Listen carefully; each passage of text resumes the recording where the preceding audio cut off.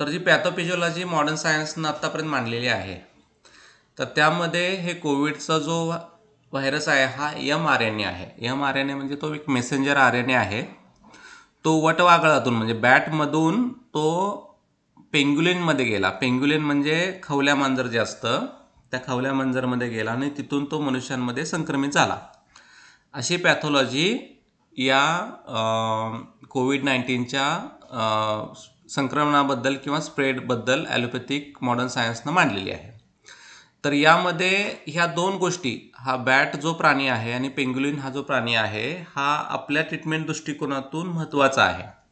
म्हणजे तुम्ही आता लक्षात घेतलं असेल तर आपण दोन व्याधी बघूयात. एक होता की 2009 साली आलेला स्वाईन फ्लू नावाचा आजार होता आणि हा जो व्याधी आला हा कोविड-19 आला. तर या दोघांच्या दृष्टिकोनातून काय फरक आहे?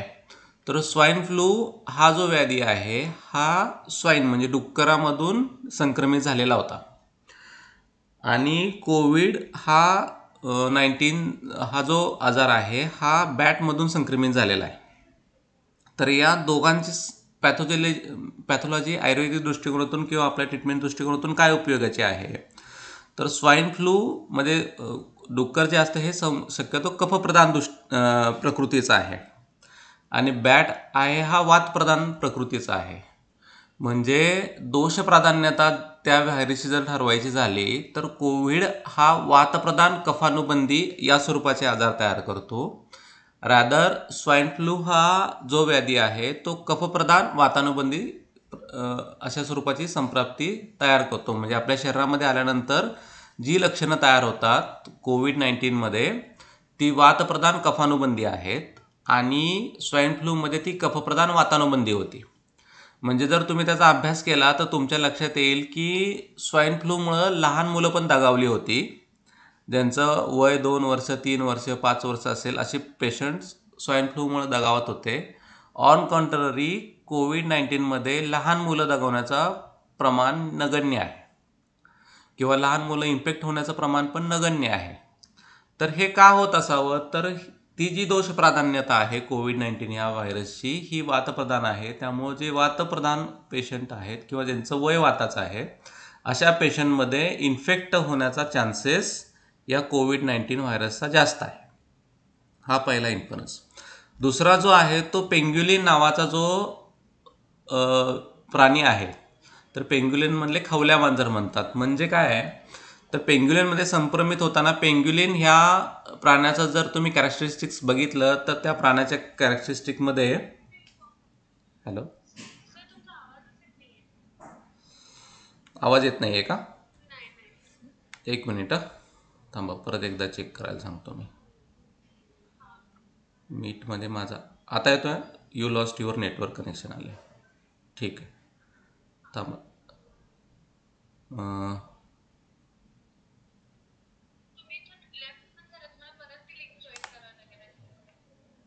नेटवर्क गेलं इथले. नेटवर्क कसं गेलं?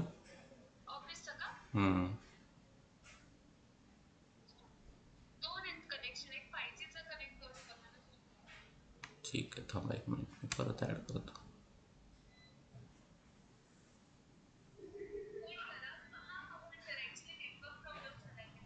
हां,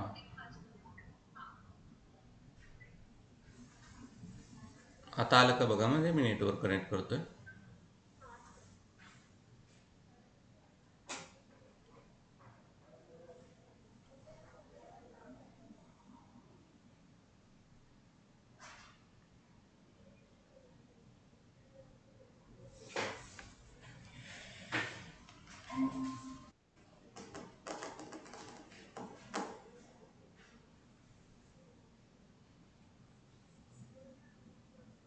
आला आला आता?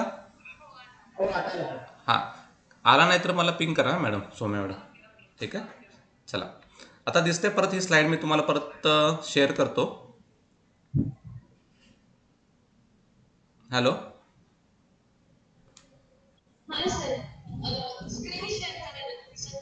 स्क्रीन शेअर करत दिसत नाही का? थांबा एक मिनिट, स्क्रीन शेअर करतो मी.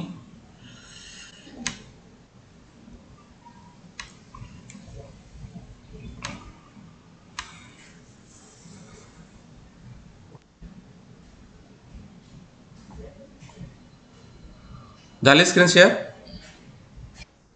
ओके, आता दिसतंय? हां, ठीक आहे. तर बॅट आणि पेंग्युलिनचा विषय चालू होता. तर स्वाईन फ्लूचे जे पेशंट आहेत, आता येतोय आवाज? चल, ओके.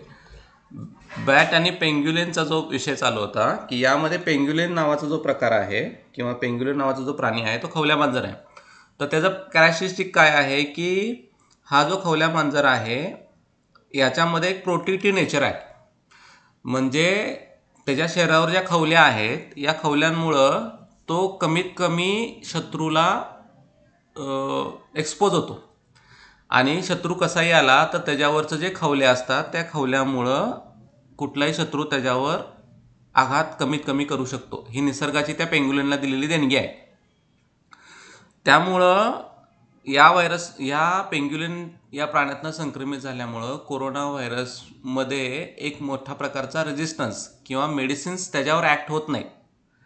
म्हणजे कोरोना व्हायरसवर कुठलंही मेडिसिन आत्तापर्यंत का निघत नाही आहे किंवा कुठलंही प्रभावी मेडिसिन कोरोना व्हायरस नष्ट करणारं का निघत नाही आहे, ह्याचं कारण आहे की ते जे संक्रमण झालेलं आहे ते पेंग्युलिनमधनं झालेलं आहे आणि या संक्रमणामध्ये कुठलंही त्या कोरोना व्हायरसला नष्ट करणारं जर औषध काढायचं म्हटलं तर त्यामध्ये जे कॅरेक्टरिस्टिक तयार झाले या पेंग्युलिनमधनं की एक त्या पेंग्युलिनला असणारं जे नैसर्गिक वरदान म्हणू शकतो आपण त्याला की जे नैसर्गिक गोष्टीच्या दृष्टिकोनातून प्रोटेक्ट करतं, तर ते आहे.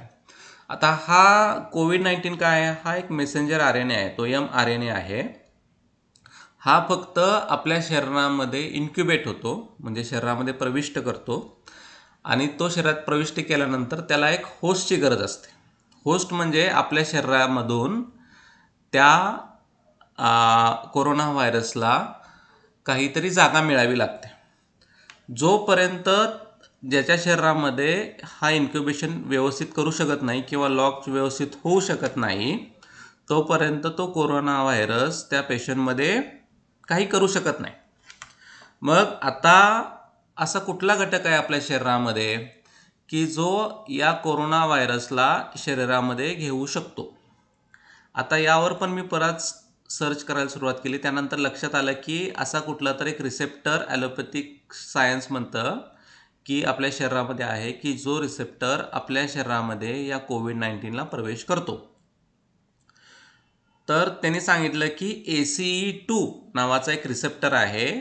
हा रिसेप्टर कोविड-19चे जे व्हायरस आहे त्या व्हायरसला आपल्या शरीरामध्ये आपल्या लंग्समध्ये प्रवेश देतो. आता बेसिकली पॅथॉलॉजीमध्ये काय होतं आहे तर कुठलंही कोविड इन्फेक्शन झालं पेशंटला तर त्याचा इन्क्युबेशन पिरियड 5 दिवस आहे. म्हणजे तो मेसेंजर RNA आपल्या घशामध्ये 5 दिवस राहतो. त्या 5 दिवसामध्ये तो कोणत्याही प्रकारची शक्यतो लक्षणं तयार करत नाही. 5 दिवसानंतर तो लक्षणं तयार करायला लागतो. म्हणून पेशंटला आयसोलेशनमध्ये ठेवल्यानंतर किमान 5 दिवसानंतर कोविड-19 टेस्ट करावी लागते. म्हणजे तुम्हाला लक्षात आलं असेल की काही पेशंटला इन्फेक्टेड पेशंटला आपण एक्सपोज झालो, इन्फेक्टेड पेशंटला एक्सपोज होऊन सुद्धा आपल्या टेस्ट निगेटिव्ह येतात किंवा त्या पेशंटच्या नातेवाईकांच्या टेस्ट निगेटिव्ह येतात. ह्या निगेटिव्ह काय येतात तर इन्क्युबेशन पिरियड आहे कोविड-19चा तो 5 दिवस आहे. 5 दिवसामध्ये तुमचे अँटीजन किंवा RT-PCR टेस्ट पॉझिटिव्ह येणार नाही आहे. 5 दिवसानंतर तुमच्या शरीरामध्ये इन्क्युबेशन पिरियड पूर्ण झाल्यानंतर तुम्हाला साईन अँड सिम्पटम्स दिसायला सुरुवात होते. या साईन अँड सिम्पटम्समध्ये तुम्हाला घशात खवखवणे, खोकला येणे, थोडंसं सर्दी होणे, म्हणजे ड्राय कफ हा भाग जास्त असतो आणि त्यामध्ये कफ जास्त तयार होण्यापेक्षा खवखवणे, घसा खवखवणे आणि कोरडा खोकला प्राधान्यानं दिसायला लागतो. हा प्रकार वातप्राधान्यामुळं दिसायला लागतो. कफप्राधान्य नसतं, वातप्राधान्य असल्यामुळं हा प्रकार जास्त दिसतो. त्याचबरोबर पेशंटना फिवर येतो, म्हणजे फिवर स्पाईक येतो. तो साधारणपणे 101, 102चा एक फिवर येतो स्पाईक या इन्क्युबेशन पिरियडमध्ये. तर हा फिवर सगळ्यांनाच येईल असं नाही आहे. म्हणजे प्रत्येक पेशंटला कोविड-19च्या फिवर येतो अशी पॅथॉलॉजी होत नाही. बऱ्याच वेळेला पेशंट काहीतरी मेडिसिन्स म्हणजे पॅरासिटामॉलसारखी गोळी घेतल्यानंतर किंवा काही आयुर्वेदिक काढे घेतल्यानंतर बऱ्याच वेळेला पेशंटला हा फिवर स्पाईक येत नाही, मोठ्या प्रमाणातला जो यायला पाहिजे होता इन्क्युबेशन पिरियडमधला. त्यामुळं पेशंट डिफरन्शियल डायग्नोस होत नाही की त्याला लक्षणं आहेत का, म्हणजे असिम्प्टॅमॅटिक पेशंट राहू शकतो. बऱ्याच पेशंटमध्ये फिवर न येता फक्त स्थानिक लक्षणं दिसू शकतात. बऱ्याच पेशंटमध्ये काही लक्षणं नसता कोविड RT-PCR टेस्ट पॉझिटिव्ह येते. म्हणजे इन्क्युबेशन पूर्ण झाल्यानंतर तो तुमच्या शरीरात लॉक झाल्यानंतर जर तो तुमच्या शरीरामध्ये कोविड-19 हा व्याधी तयार केला असेल तरच RT-PCR टेस्ट पॉझिटिव्ह येते. जो तो तुमच्या शरीरामध्ये इन्क्युबेट होऊन सुद्धा त्यानं प्रॉपर त्याला होस्ट मिळाला नाही तर तुमची RT-PCR टेस्ट निगेटिव्ह येणार आहे, तुमची अँटीजेन टेस्ट निगेटिव्ह येणार आहे, कारण त्याचं इन्क्युबेशन प्रॉपर पूर्ण नाही झालेलं. या दृष्टिकोनातून ह्या 5 दिवसात इथं राहिल्यानंतर एक फिवर स्पाईक, साधी सर्दी ताप खोकला यासारखी लक्षणं तयार करतो. या काळामध्ये आपण शक्यतो काही जनरल प्रॅक्टिशनरकडे जाऊन थोडीशी अँटीव्हायरल्स किंवा अँटीबायोटिक एखादं आणि अँटीहिस्टामायनिक ड्रग्स आणि थोडंसं अँटीपायरेटिक अशा प्रकारची ट्रीटमेंट दिली जाते. त्यामध्ये एखादा अँटीबायोटिकमध्ये ॲझिथ्रोमायसिन नावाचा अँटीबायोटिक असेल किंवा सिपिक्झिन नावाचा अँटीबायोटिक असेल, त्यानंतर सिट्रिझिनसारखी टॅबलेट असेल किंवा एखादं कप सिरप असेल, हे दिलं जातं. हे दिल्यानंतर त्या पेशंटमध्ये जर सिम्पटम्स वाढले नाहीत तर आणि त्याची RT-PCR टेस्ट पॉझिटिव्ह आली तर त्याला होम आयसोलेशनमध्ये राहायला सांगून त्या पद्धतीनं ट्रीटमेंट दिली जाते. हा एक प्रकार. आणि जर त्याला सिम्पटम्स डेव्हलप झाले तर फर्दर मॅनेजमेंटसाठी त्याला ट्रीटमेंट दिली जाते. आता ती काय दिली जाते आपण मॅनेजमेंटमध्ये बघणार आहे.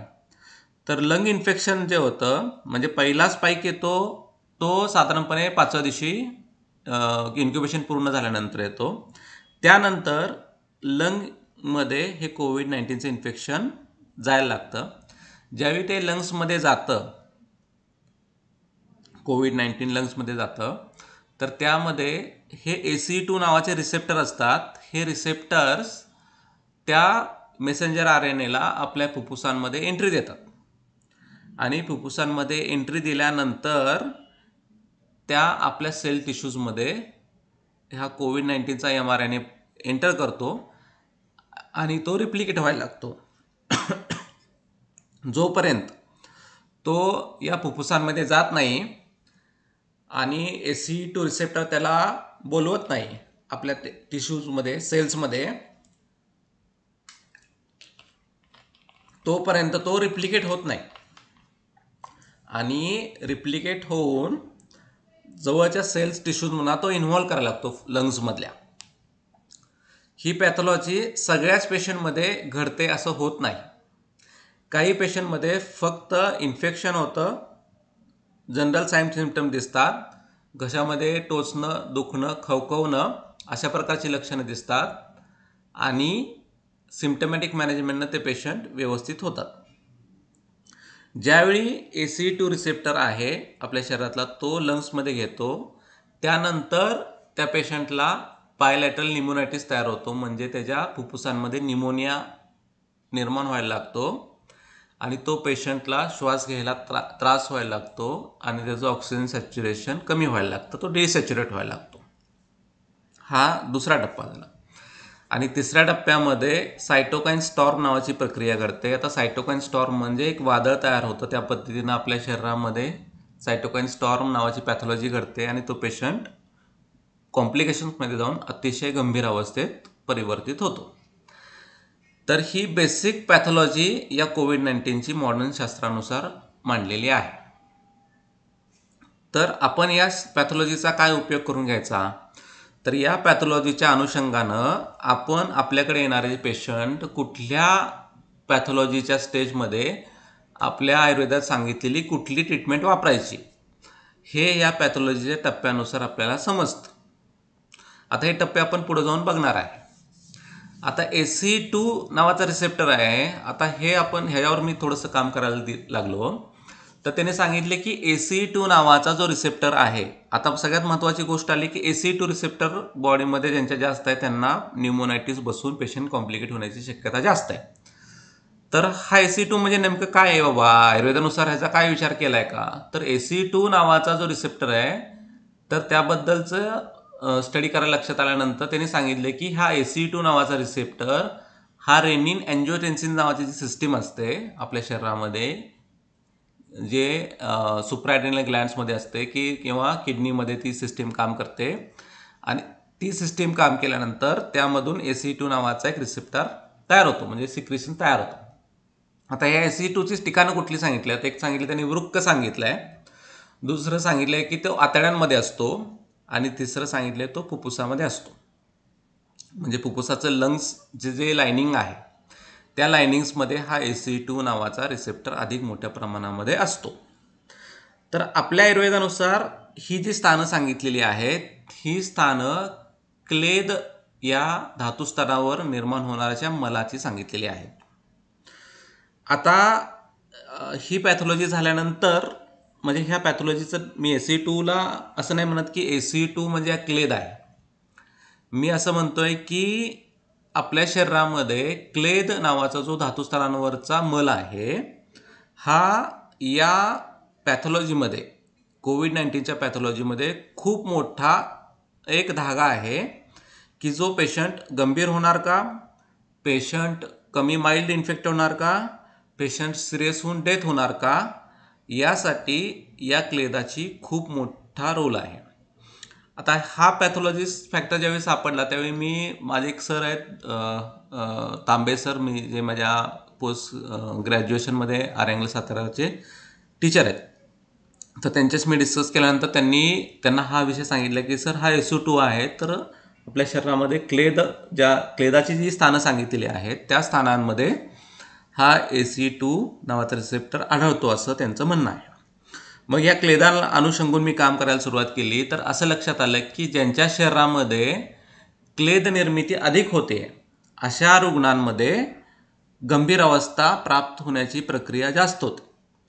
म्हणजे आपल्या लक्षात आलं असेल की ॲलोपॅथी म्हणते की ज्यांना कोमॉर्बिडिटीज आहे, उदाहरणार्थ ज्यांना डायबिटीज आहे, ज्यांना हायपरटेन्शन आहे, ज्यांना अशा प्रकारचे डिसिजेस आहेत की या डिसिजेसमध्ये हे पेशंट अतिशय गंभीर अवस्थेत पोचतात किंवा गंभीर होतात.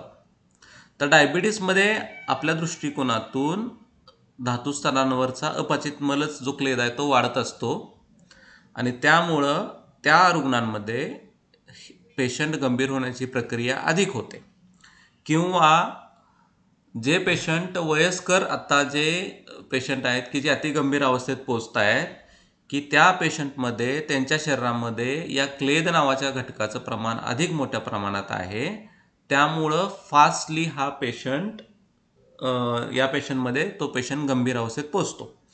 त्यामुळं आपल्याला या पेशंटमध्ये किंवा कोविड-19च्या पेशंटमध्ये क्लेदाचं प्रमाण कितपत आहे या पेशंटमध्ये हे तपासायला लागेल. आता हे कसं तपासायचं, तर प्रमेह व्याधी असेल तर त्याच्यात क्लेदाचं प्रमाण जास्त आहे, मेददृष्टी असेल, ओबेसिटी असेल तर त्यांच्यामध्ये क्लेद अधिक मोठ्या प्रमाणात निर्माण होतो. तुम्ही जर बघितलं तर गंभीर अवस्थेत ते पोचलेले रुग्ण आहेत, अशा अवस्थेमध्ये ज्यांच्या शरीरामध्ये धडधाकट जे पेशंट एक्सपायर झाले, तर अशामध्ये ज्यांच्या शरीरामध्ये कफ जास्त आहे किंवा क्लेद जास्त तयार होतो आहे असे पेशंट गंभीर अवस्थेला पोचलेले आहेत. तर त्यामुळे या क्लेदाचा विचार या पेशंट्समध्ये कोविड-19च्या मॅनेजमेंटमध्ये करणं अतिशय गरजेचं आहे. जसं म्हटलं जातं की कोणताही शत्रू तुमच्या शरीरामध्ये घुसून तुमच्या शरीराला नष्ट करण्यासाठी त्याला कोणतरी तुमच्या शरीरातनं फितूर व्हावं लागतं. तर आपल्या दृष्टिकोनातून आपल्या शरीरामध्ये असणारा क्लेद जो आहे हा खूप मोठा पार्ट बजावतो त्या पेशंटला आत घेण्यासाठी. म्हणून जर कोविड-19च्या दृष्टिकोनातून जर प्रतिबंधात्मक विचार करायचा झाला तर आपण त्या मेसेंजर RNAला नष्ट करू शकत नाही, किंवा तो ऑलरेडी व्हायरस आहे, तो काही जिवंत पेशीच नाही आहे. तर आपल्या शरीरातल्या क्लेदाचं प्रमाण कसं कमी करता येईल हा प्रिव्हेंटिव्हच्या दृष्टिकोनातून आपल्याला विचार करणं गरजेचं आहे. तर यासाठी आपण स्थानिक गंडूशाचा उपयोग करू शकतो. स्थानिक गंडूश जर आपण करायला लागलो प्रिव्हेन्शनच्या दृष्टिकोनातून, फक्त हळद आणि मीठ टाकून रोजचा रोज गुळण्या करा. या गुळण्यांमुळं काय होईल की इन्क्युबेशन जो पिरियडमध्ये जो समजा व्हायरस तुमच्या बॉडीमध्ये आला, तर या इन्क्युबेशन पिरियडमध्ये जर गंडूश केल्यामुळं तुमच्या शरीरामध्ये त्याला लॉन्च व्हायला क्लेद मदत नाही करणार, कारण तो क्लेद कमी होत जाईल. त्यामुळं गंडूश म्हणजे सगळ्यांच्या घरामध्ये हळद आणि मीठ हे मिळतं, त्याच्या गुळण्या करायच्या रोज. एवढं जरी करायला लागलो तर पेशंट आपल्या शरीरामध्ये प्रवेशच करणार नाही, कारण क्लेद त्याला मिळणार नाही प्रवेश करण्यासाठी. हा पहिला भाग. दुसऱ्या भागामध्ये आपल्या घरामध्ये असणारे जे काही पदार्थ आहेत की ज्यामध्ये वेलदोडा आहे, दालचिनी आहे, तमालपत्र आहे, सुंठ आहे, हळद आहे, या खडीसाखर आहे, मिरे आहेत, हे आपल्या घरातले जे पदार्थ आहेत, ह्या पदार्थांना एकत्र करून मधातून त्याचं चाटण घ्या, असंही पेशंटना आपण सांगू शकतो की ज्यामुळं त्यांच्या शरीरामध्ये हा क्लेद कमी होईल. आपण असं नाही म्हणणार की यामुळं कोविड-19वर काहीतरी इफेक्ट होईल, पण क्लेद कमी झाल्यामुळं इन्फेक्शनची वारंवारता कमी होईल. मग या अनुषंगानं आपण रुद्रामृत सिरप पेशंटना देतो की रुद्रामृत सिरप हे कोविड-19वर नाही काम करत, आपल्या शरीरातलं क्लेद दुरुस्त करतं, आपल्या शरीरातले धातवाग्नी चांगले ठेवतं. म्हणून आपण इम्युनिटी बूस्टरसाठी आपलं शरीर चांगलं करण्यासाठी आपण रुद्रामृत सिरप पेशंटमध्ये देत आहोत. तर या 2 गोष्टी पेशंटला करायला आपण सांगू शकतो की ज्यामुळं त्यांच्या शरीरामध्ये इन्फेक्शन झालं तर ते माइल्ड होईल किंवा इन्फेक्शन होणारही नाही. आता आयुर्वेदिक पॅथोपॅथॉलॉजीच्या दृष्टिकोनातून 3 महत्त्वाचे घटक आहेत की ज्यांचा आपण विचार करायला पाहिजे. एक म्हणजे ज्वर हा व्याधी आहे, राजयक्ष्मा हा व्याधी आहे, आणि शोणित फेन प्रभाव फुफ्फुसा म्हणजे फुफ्फुसांची जी निर्मिती झालेली आहे ती शोणितापासून झालेली आहे. म्हणजे पुण्यातले एक वैद्य आहेत, वैद्य श्रीरंग गलगली सर, यांच्याशी डिस्कशन्स करत असताना इनिशियल स्टेजेसमध्ये त्यांचं म्हणणं होतं की हा कोविड-19मध्ये रक्तदुष्टी आहे, रक्तदुष्टी प्राधान्याचा हा लक्षणं तयार करतोय, म्हणजे संप्राप्ती अशी तयार होते, वातकफ प्राधान्य असणारी लक्षणं रक्तधातूच्या दृष्टीने तयार होतात. म्हणजे रक्तधातू यामध्ये अधिक मोठ्या प्रमाणामध्ये इन्व्हॉल्व आहे, आणि आपण चिकित्सा करताना वातकफ प्रदान आणि रक्तदुष्टी हा जो ट्रायंगल तयार होतो, यामुळं चिकित्सेला मर्यादा येतात आणि या चिकित्सेमुळं तो दुष्चिकित्सा होऊ शकतो पुढे जाऊन.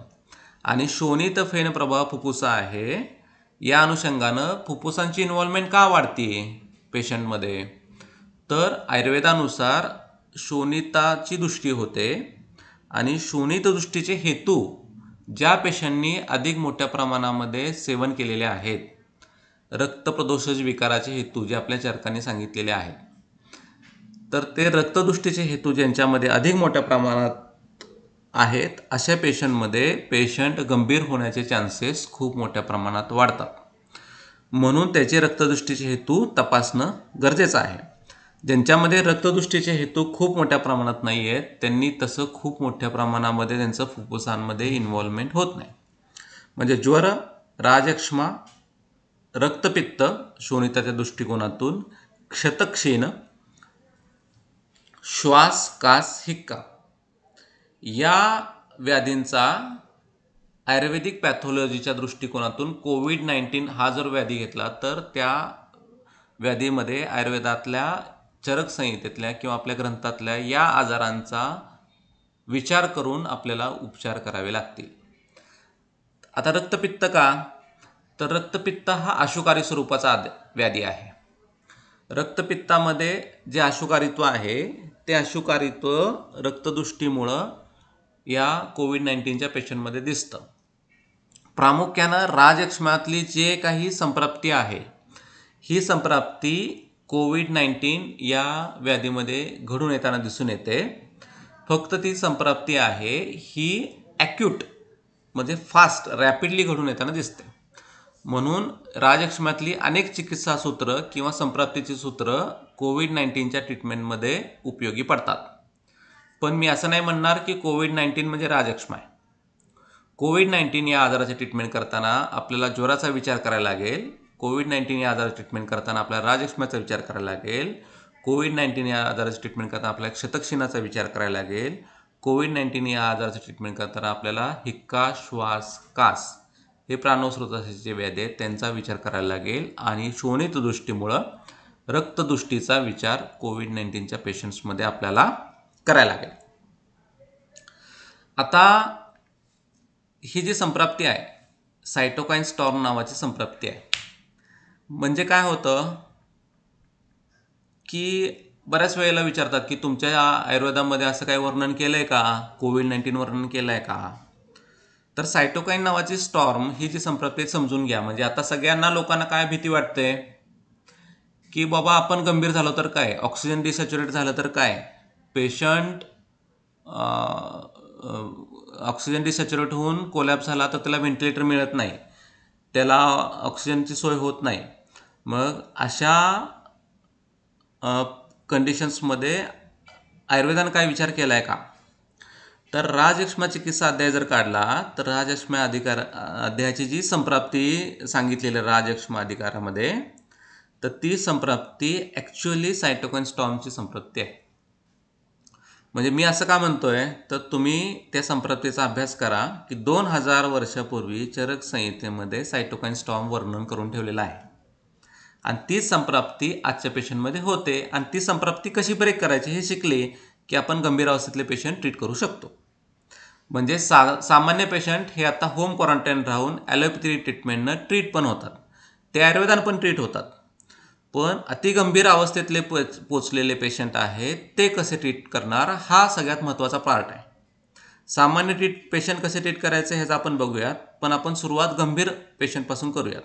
एखादा पेशंट व्हेंटिलेटरवर आहे, एखादा पेशंट NIVवर आहे, एखादा पेशंट खराब झालेला आहे, डिसॅच्युरेटेड झालेला आहे आणि बॅड आहे, तो जाऊ शकतो, एक्सपायर होऊ शकतो. अशा पेशंटना काय ट्रीटमेंट करायची.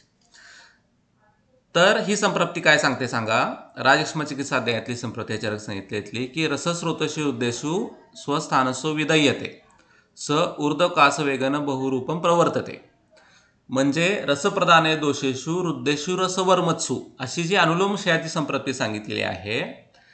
धातूच्या ठिकाणी धात्वाग्नी मांद्य तयार होतं आणि रसधातूच्या ठिकाणी धात्वाग्नी मांद्य तयार झाल्यामुळं आहार रस जो आहे हा आहार रस उत्तरोत्तर धातूंमध्ये जात नाही, कारण रसधातूपासून पुढे रक्त, मांस, अस्थि, मज्जा, शुक्र या धातूंना पोषण मिळणार आहे.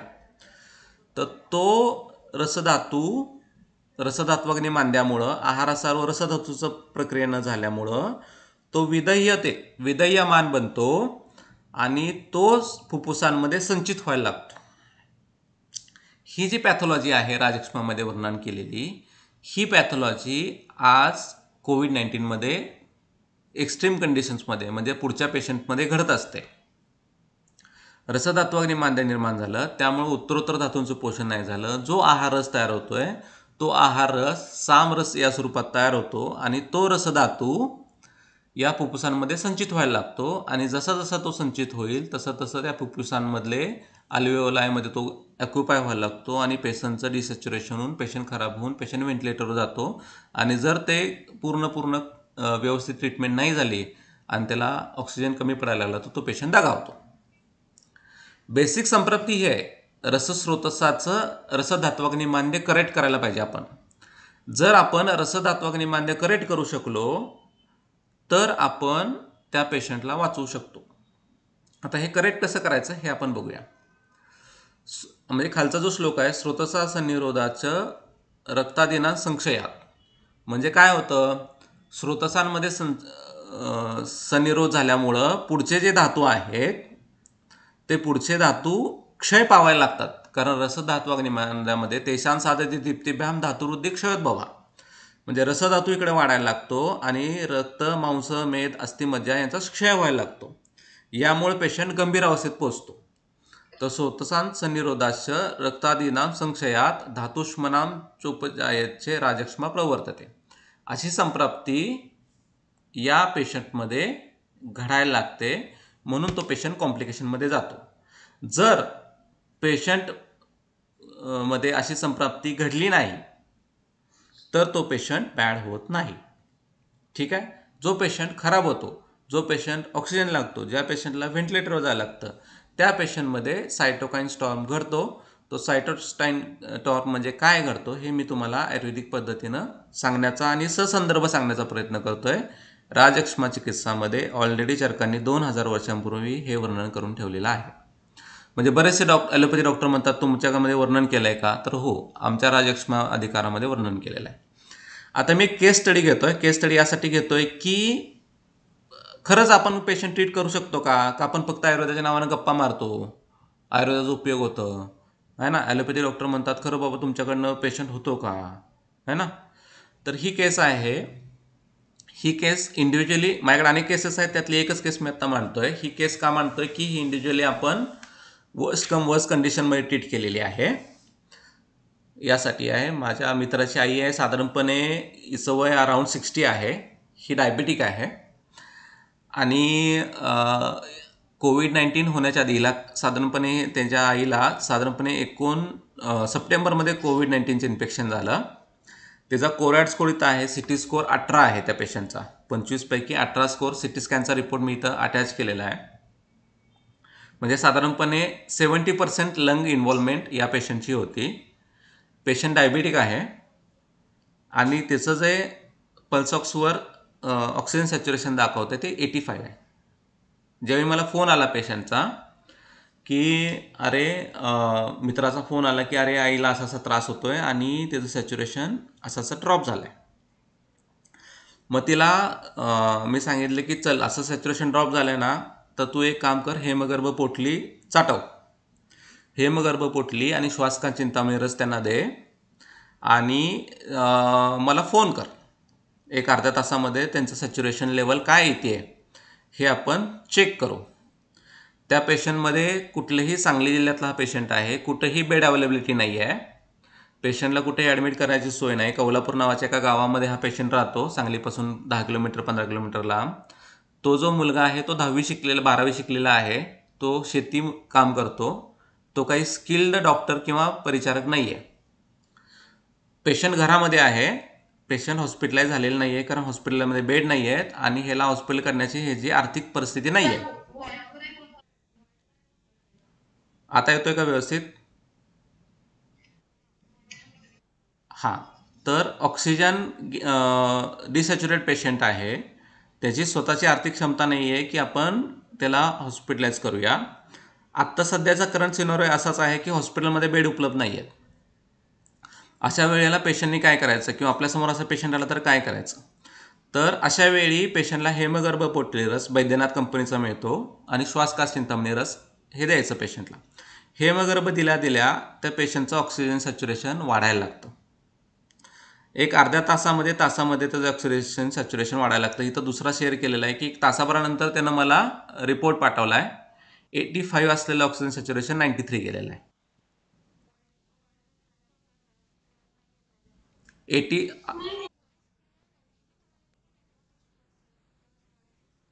85 सॅच्युरेशन आहे अर्ध्या तासापूर्वीचं. मी दोन्ही तुम्हाला शेअर केलेले आहेत व्हिडिओज बघा. 85 सॅच्युरेशन आहे. हेमगर्भ चाटवल्यानंतर अर्ध्या तासानंतर 1 तासानंतर आपण सॅच्युरेशन घेतलेलं 93 गेलेलं आहे. या पेशंटला कुठलाही ऑक्सिजन सप्लाय आपण दिलेलं नाही आहे, फक्त हेमगर्भ चाटवलेला आहे. म्हणजे हेमगर्भ पोटली रस अतिशय इफेक्टिव्ह या पेशंटमध्ये आहे. तर हेमगर्भ पोटली आपण आपल्याजवळ बाळगायला पाहिजे आणि पेशंटला तो द्यायला पाहिजे. हेमगर्भ दिला की ऑक्सिजन वाढतो. पेशंटचा 85 to 93 ऑक्सिजन जातो. कोल्हापूरमध्ये अशी सिच्युएशन होती की कुठलाही बेड शिल्लक नव्हता. एक पेशंट ॲटोमध्ये होता. त्यानं मला फोन केला, सर बेड शिल्लक नाही आहे, आयुर्वेदिक औषध काय देऊ शकता? मी त्याला सांगितलं जवळच्या आयुर्वेदिक दुकानाचा हेमगर्भ पोटली मिळेल बैद्यनाथची, ती घे आणि खा. तो पेशंट त्याला बेड मिळेपर्यंत सर्वाईव्ह झाला. म्हणजे आत्ताच्या करंट सिनारिओमध्ये पेशंट जर गंभीर अवस्थेत असतील आणि त्यांना जर त्यांचे प्राण वाचायचे असतील तर हेमगर्भासारखं औषध नाही. हेमगर्भ पेशंटला तोंडात टाकायला सांगायचा आणि त्याला चोकून खा असं सांगायचं. जसजसं तो हेमगर्भ चोकून खायला लागेल तसं सॅच्युरेशन वाढतं. पेशंटला बेड मिळाला वेल अँड गुड, नाही मिळाला हेमगर्भ त्याला वाढवेल. हेमगर्भाची मात्रा मधातून चाटायला सांगायची. मात्रा म्हणजे मात्रा मिळत नाही, टॅबलेट मिळते, ती मधातून चाटायला सांगायची. ती चाटली की पेशंटचं ऑक्सिजन सॅच्युरेशन वाढतं. हेमगर्भ दिल्यानंतर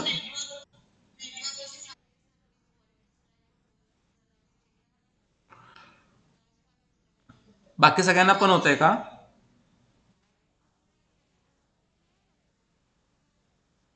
हां. मॅडम, जर वॉइस डिस्ट्रॅक्शन झालं तर रेकॉर्डिंग चालू आहे, मी तुम्हाला रेकॉर्डिंग परत पाठवेन. ओके. हां, म्हणजे रेकॉर्ड पण करून घेतो मी, रेकॉर्डिंग परत पाठवेन. काही शंका असेल आपण डिस्कस करू. 85%चं सॅच्युरेशन 93 गेलं. पेशंटला परत त्यानंतर श्वासकाश चिंतामणी द्यायला सुरुवात केली. त्याचं सॅच्युरेशन 93 होतं. आता अशी सिच्युएशन होती की कोविड-19साठी कुठं बेड अवेलेबल नाही आहे. पेशंट घरी आहे. पेशंटच्या घरामध्ये नातेवाईक आहेत, लहान मुलं आहेत, 2 भाऊ आहेत, त्यांच्या मिसेस आहेत, लहान मुलं, त्याचे आई वडील एवढे जण आहेत आणि पेशंटला एका रूममध्ये ठेवलेलं आहे. अशा प्रकारची परिस्थिती आहे. त्या पेशंटला ऑक्सिजन सिलेंडर अरेंज करायला सांगितला. जवळ एक जनरल प्रॅक्टिशनर, BMS डिग्री असणारा एक जनरल प्रॅक्टिशनर जो कोविड-19चे पेशंट ट्रीट करत होता, त्याला व्हिजिट करायला सांगितलं आणि त्याला सांगितलं की बाबा हा पेशंट तू रोज सकाळ संध्याकाळ बघ. तो मला चालेल सर, मी हा पेशंट बघतो, तुम्हाला रोज इन्फॉर्म करतो काय सिच्युएशन होते बघूयात. त्या पेशंटला आपण फक्त 5 लिटरनं O2 सुरू केला. 5 लिटरनं O2 देऊन त्या पेशंटला मॅनेज करायला सुरुवात केली. O2 नंतर त्याचं सॅच्युरेशन 95-96 मेंटेन राहायला लागलं. यानंतर आपण त्यांना काही शमन औषध चालू केली. ते शमन औषधं काय चालू केली ह्याचा तपशील देतो. मी सगळ्या कोविड-19च्या पेशंटमध्ये सेम औषधं वापरलेली आहेत आणि मला जे रिझल्ट्स मिळालेले आहेत ते सेम मिळालेले आहेत. तर ती औषधं मी तुमच्याशी डिस्कस करणार आहे की मी काय वापरलं, कुठल्या विचाराने वापरलं. तर अशा पद्धतीनं हे ट्रीट करायला सुरुवात केली. हा त्याचा एक्सरे आहे आपल्या औषध चालू केल्यानंतरचा, की एक्सरे ऑलमोस्ट क्लिअर झालेला आहे. आधीचा एक्सरे ॲक्च्युली HRCT आहे. या एक्सरेमध्ये बऱ्याच अंशी त्या पेशंटमधलं जो बायलॅटरल न्युमोनायटिस होता कमी होता, राईट साईडला थोडासा आहे. फर्दर एक्सरेमध्ये तो पूर्ण कमी झाला. ते जे पण एक्सरे आपल्याकडे ठेवलेले आहेत. पण या पेशंटमध्ये कॉम्प्लिकेशन तयार झालं. पेशंट डायबेटिक आहे, 246 त्याचं हे होतं. त्या डॉक्टरने फॅबिप्लो नावाची एक टॅबलेट चालू केली होती आणि अनफॉर्च्युनेटली त्या पेशंटला किडनी फेल्युअर झालं. त्याचं क्रिएटिन गेलं 4.5. सिरम क्रिएटिन आहे 4.5. पेशंटचं 20 तारखेचा रिपोर्ट आहे. 4.5 किडनी फेल्युअर झालं. त्या डॉक्टरचा मला फोन आला, सर किडनी फेल्युअर झालं पेशंटला आणि पेशंट आता जगेल का नाही सांगता येत नाही. मग मी थोडंसं सह्याद्री हॉस्पिटलला पुण्यात काम केलं असल्यामुळे मी माझे तिथं मित्र होते त्यांना फोन केले की अरे बाबा, माझा एक पेशंट आहे कोविडचा आणि तो फेल्युअरमध्ये गेला आहे, काय परिस्थिती आहे. तो म्हटला सर बेड नाही आहे आणि बेड जरी अवेलेबल केला तर around 80,000 rupees per day cost आहे. पेशंट अफोर्ड करू शकत असेल तर पाठवा, मी बोलतो कोणाच्या अंडर ॲडमिट करायचं बघूयात. कारण मी सह्याद्री हॉस्पिटलला फॉर्च्युनेटली किडनी डिपार्टमेंटला काम करायला लागलो आणि त्यानंतर मला खूप किडनी फेल्युअरचे पेशंट मॅनेज करायला मिळाले. त्यामुळे माझ्याकडे तो अनुभव होता की या पेशंटला कसं मॅनेज करता येईल. तर या पेशंटला मी नंतर कॅथेटरायझेशन करून घेतलं. त्याला कॅथेटर लावल्यानंतर त्याचं युरिन चेक करायला घेतली. साधारणपणे सकाळी 7 वाजल्यापासून त्याचा युरिन ड्रॉप व्हायला लागली. युरिन आउटपुट म्हणजे तो पेशंटचं ऑक्सिजन सॅच्युरेशन चांगलं राहतं आहे. Patient on O2 of O2 राहतो आहे. ती सगळी लक्षणं रिकवर होत आहेत. पण पेशंट कॉम्प्लिकेशनमध्ये गेला आहे किडनी फेल्युअरच्या. त्याचबरोबर त्या पेशंटमध्ये दुसरी एक अडचण तयार झाली होती की त्या पेशंटच्या पोटॅशियम लेवल्स ड्रास्टिकली इन्क्रीज होत होत्या. त्या म्हणजे सिरम पोटॅशियम जे आहे इलेक्ट्रोलाइट्स करून घ्यायचो त्याचं पोटॅशियम पण वाढायचं. तर आता ह्याचं मॅनेजमेंट मी काय केलं ते तुम्हाला सांगतो. सिरम क्रिएटिन वाढत होतं. पेशंटची अशी परिस्थिती होती की कॅथेटरायझेशन केल्यानंतर पेशंटला सकाळपासून दुपारपर्यंत फक्त 200 मिली युरिन झाली, दुपारी 2 वाजेपर्यंत. आता AKI ॲक्यूट किडनी इंजुरी असते ती रिव्हर्सिबल असते.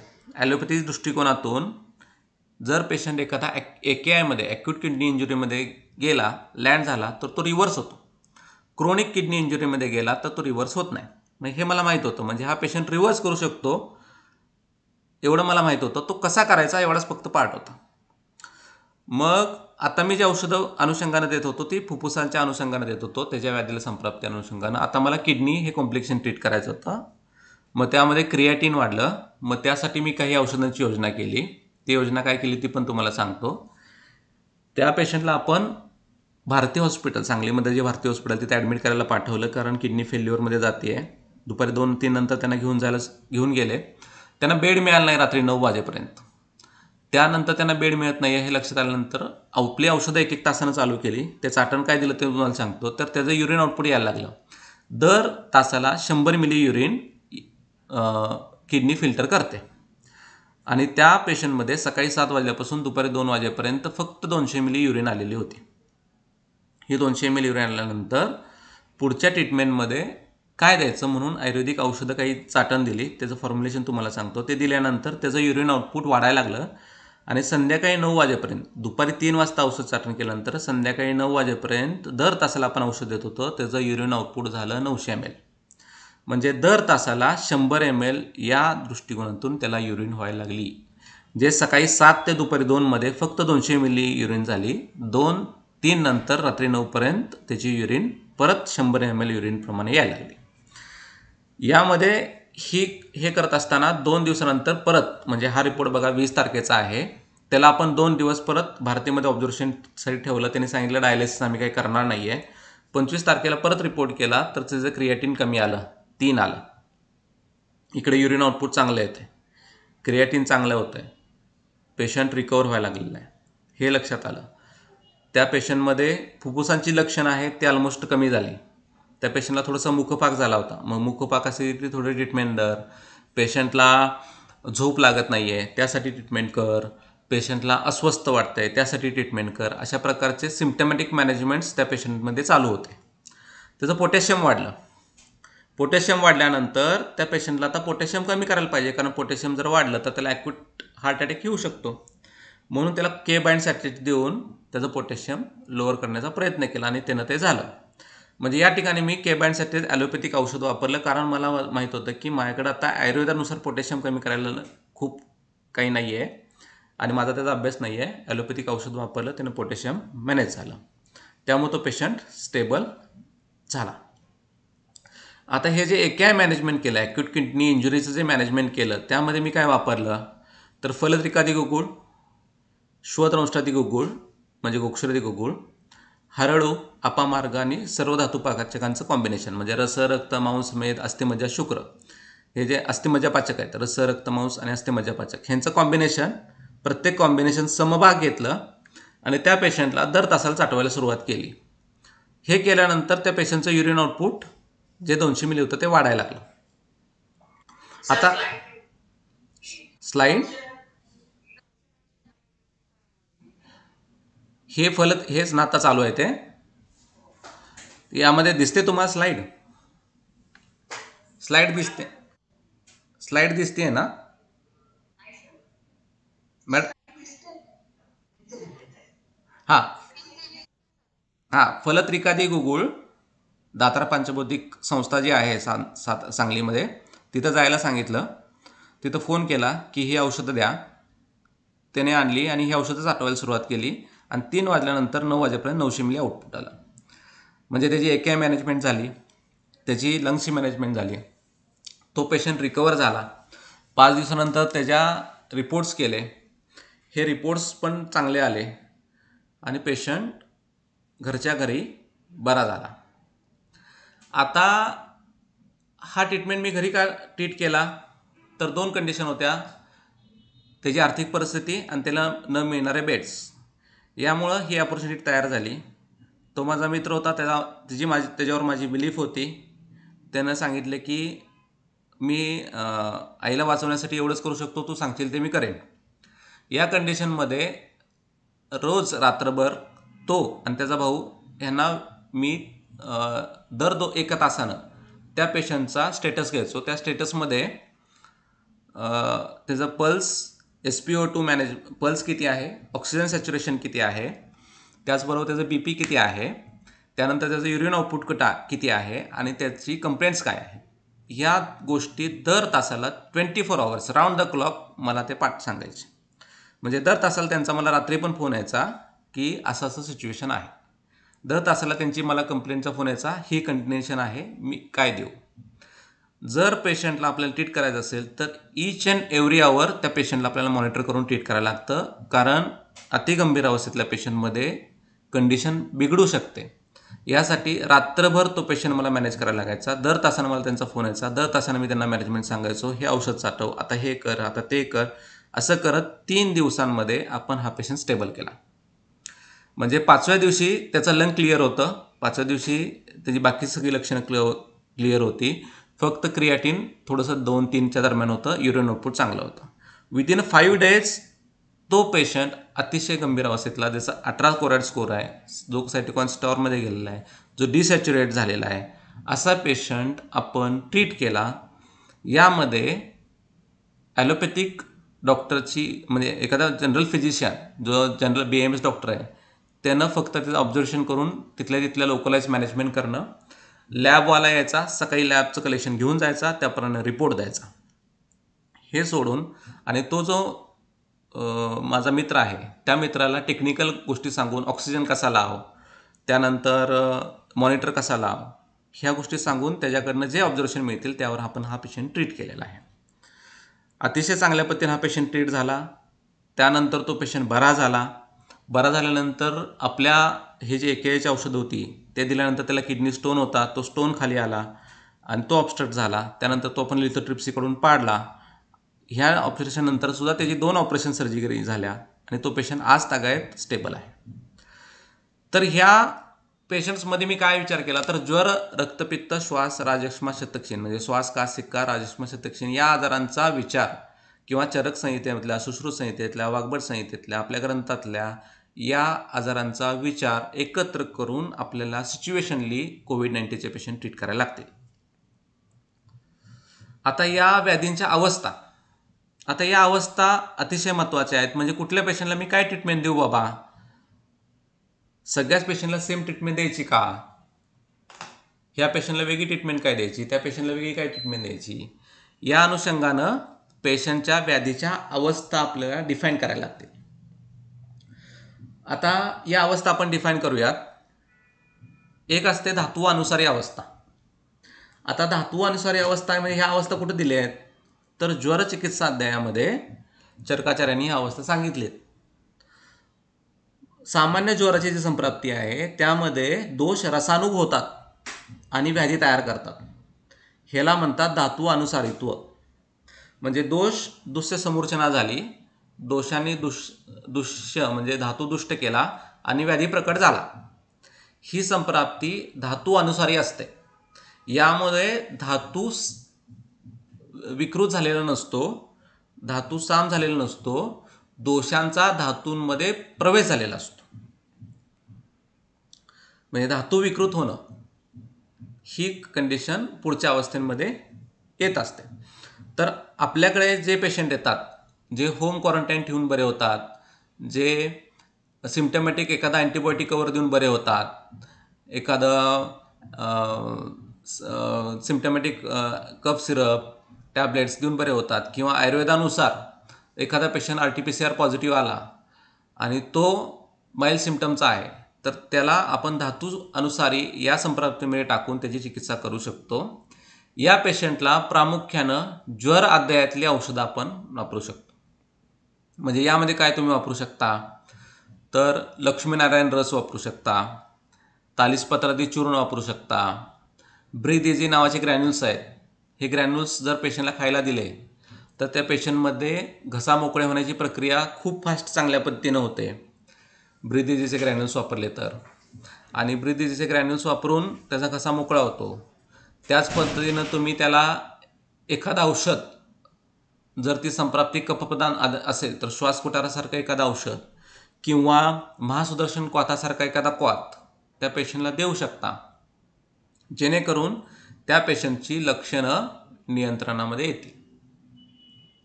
म्हणजे कफ वातग्न प्रधान ज्वर चिकित्सेतली औषधं जर धातुअनुसारी पेशंट्समध्ये वापरली तर त्या पेशंटमध्ये अतिशय चांगल्या पद्धतीनं आपली मॅनेजमेंट होते. होम क्वारंटाईन जे पेशंट असतील त्यांना हे देऊ शकता.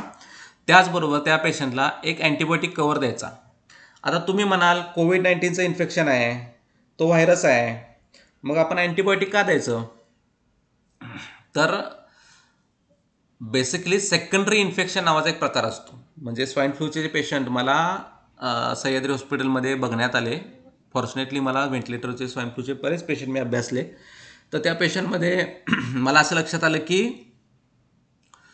कोविड-19च्या इन्फेक्शनमध्ये किंवा स्वाईन फ्लूच्या इन्फेक्शनमध्ये सेकंडरी बॅक्टेरियल इन्फेक्शन जे होतं, that bacterial infection cause more harm. म्हणजे बॅक्टेरिया घुसून त्यामध्ये फुफ्फुसांमध्ये इन्फेक्शन झाल्यामुळं पेशंट खराब होण्याची, दगावण्याची शक्यता वाढते. म्हणजे व्हायरल इन्फेक्शन झालं ते झालंच, प्लस सुपर बॅक्टेरियल इन्फेक्शन झालं तर तो पेशंट व्हायरल इन्फेक्शनमुळे, बॅक्टेरियल इन्फेक्शनमुळे अधिक गंभीर अवस्थेत जातो. म्हणून ॲलोपॅथिक डॉक्टर्स त्यांना पिप्टासारखे अँटीबायोटिक देतात. आता पिप्टाप is a antibiotic, it is not an antiviral. Okay, हे का देतात? तर ते सेकंडरी इन्फेक्शन होऊ नये, आणि सेकंडरी इन्फेक्शन झाल्यामुळं पेशंट बॅड होतो. म्हणून सिपिझिमसारखा अँटीबायोटिक किंवा ॲझिथ्रोमायसिनसारखा अँटीबायोटिक आपण त्या पेशंट्सना सेकंडरी इन्फेक्शन होऊ नये या पेशंटमध्ये म्हणून द्यायचं. असं ज्या पद्धतीनं ट्रीटमेंट केलं तर तो पेशंट होम क्वारंटाईन राहून ट्रीटमेंट करू शकतो. त्याला ऑक्सिजन सॅच्युरेशन मोजायला लागायचं. त्याच्याकडं हेमगर्भ, श्वास का चिंतामणी, सुवर्ण सूतशेखर अशी औषधं त्या पेशंटला बाळगायला सांगायची. जर पेशंटमध्ये काही लक्षणं तयार झाली तर त्या लक्षणानुसार आपल्याला मॅनेजमेंट करता यायला पाहिजे. यासोबतच काही क्वाथ, म्हणजे समजा कफाची लक्षणं असतील तर गोखरू काढा किंवा पुनर्नवास काढा, पुनर्नवासव यासारखी औषधं आपण पेशंटमध्ये वापरू शकतो. पण प्रामुख्यानं ज्वरचिकित्सेतली चिकित्सा या धातू पेशंटमध्ये वापरायची. हा जो पेशंट आहे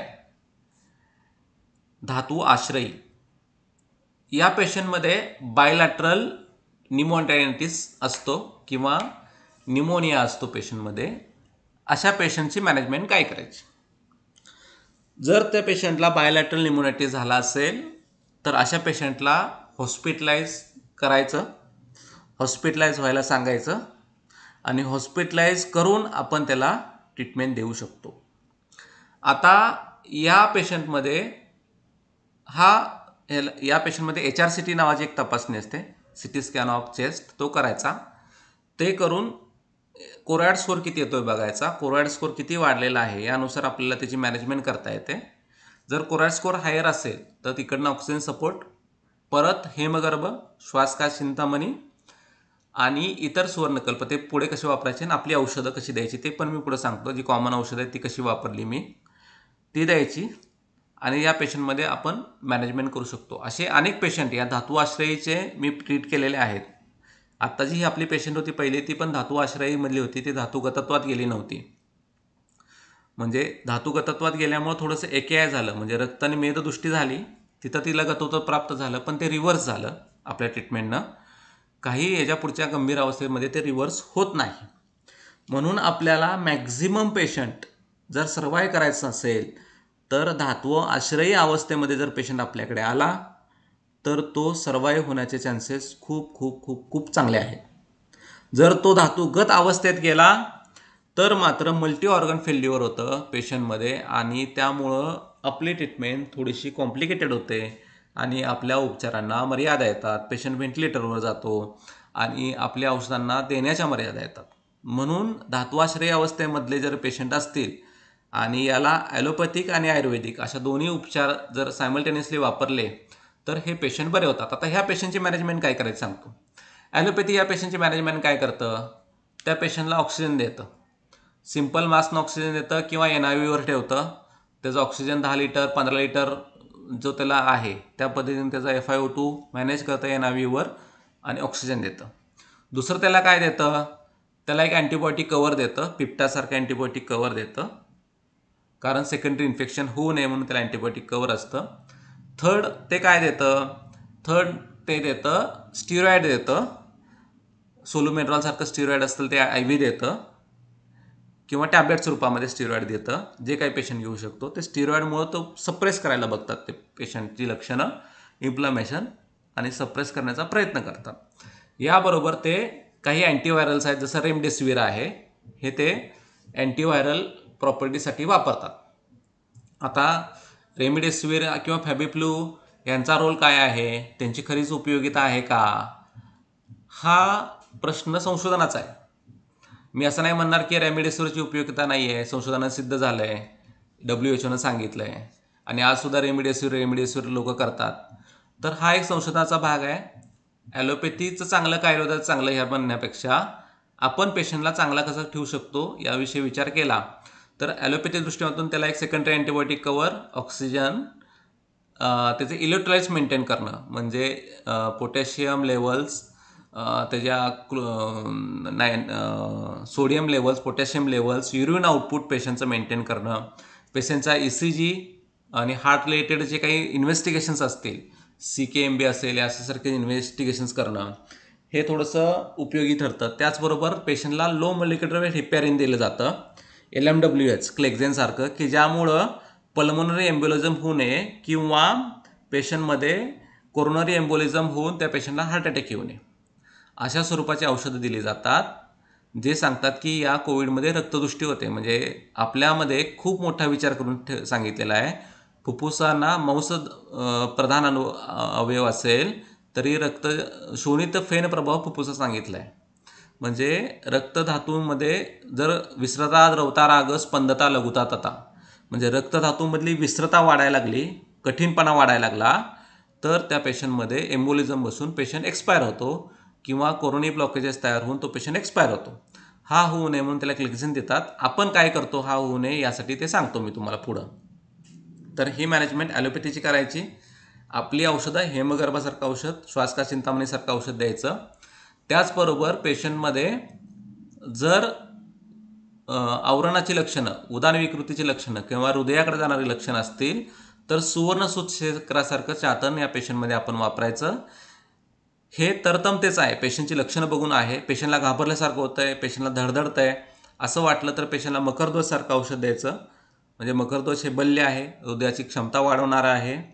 पेशंटला जर भीती वाटते, पेशंटला आपल्याला श्वास कोंडल्यासारखं होतं आहे, मला गुदमरतं आहे आणि मला अस्वस्थ वाटतं आहे, अशी मानसिक लक्षणं आहेत, अशावेळी सुवर्णसूतशेखरासारखं औषध वापरायचं. आता ही औषधं वापरून त्या पेशंटमधली लक्षणं कमी होतात. बऱ्याच वेळेला पेशंटमध्ये अशी लक्षणं जाणवत असतात.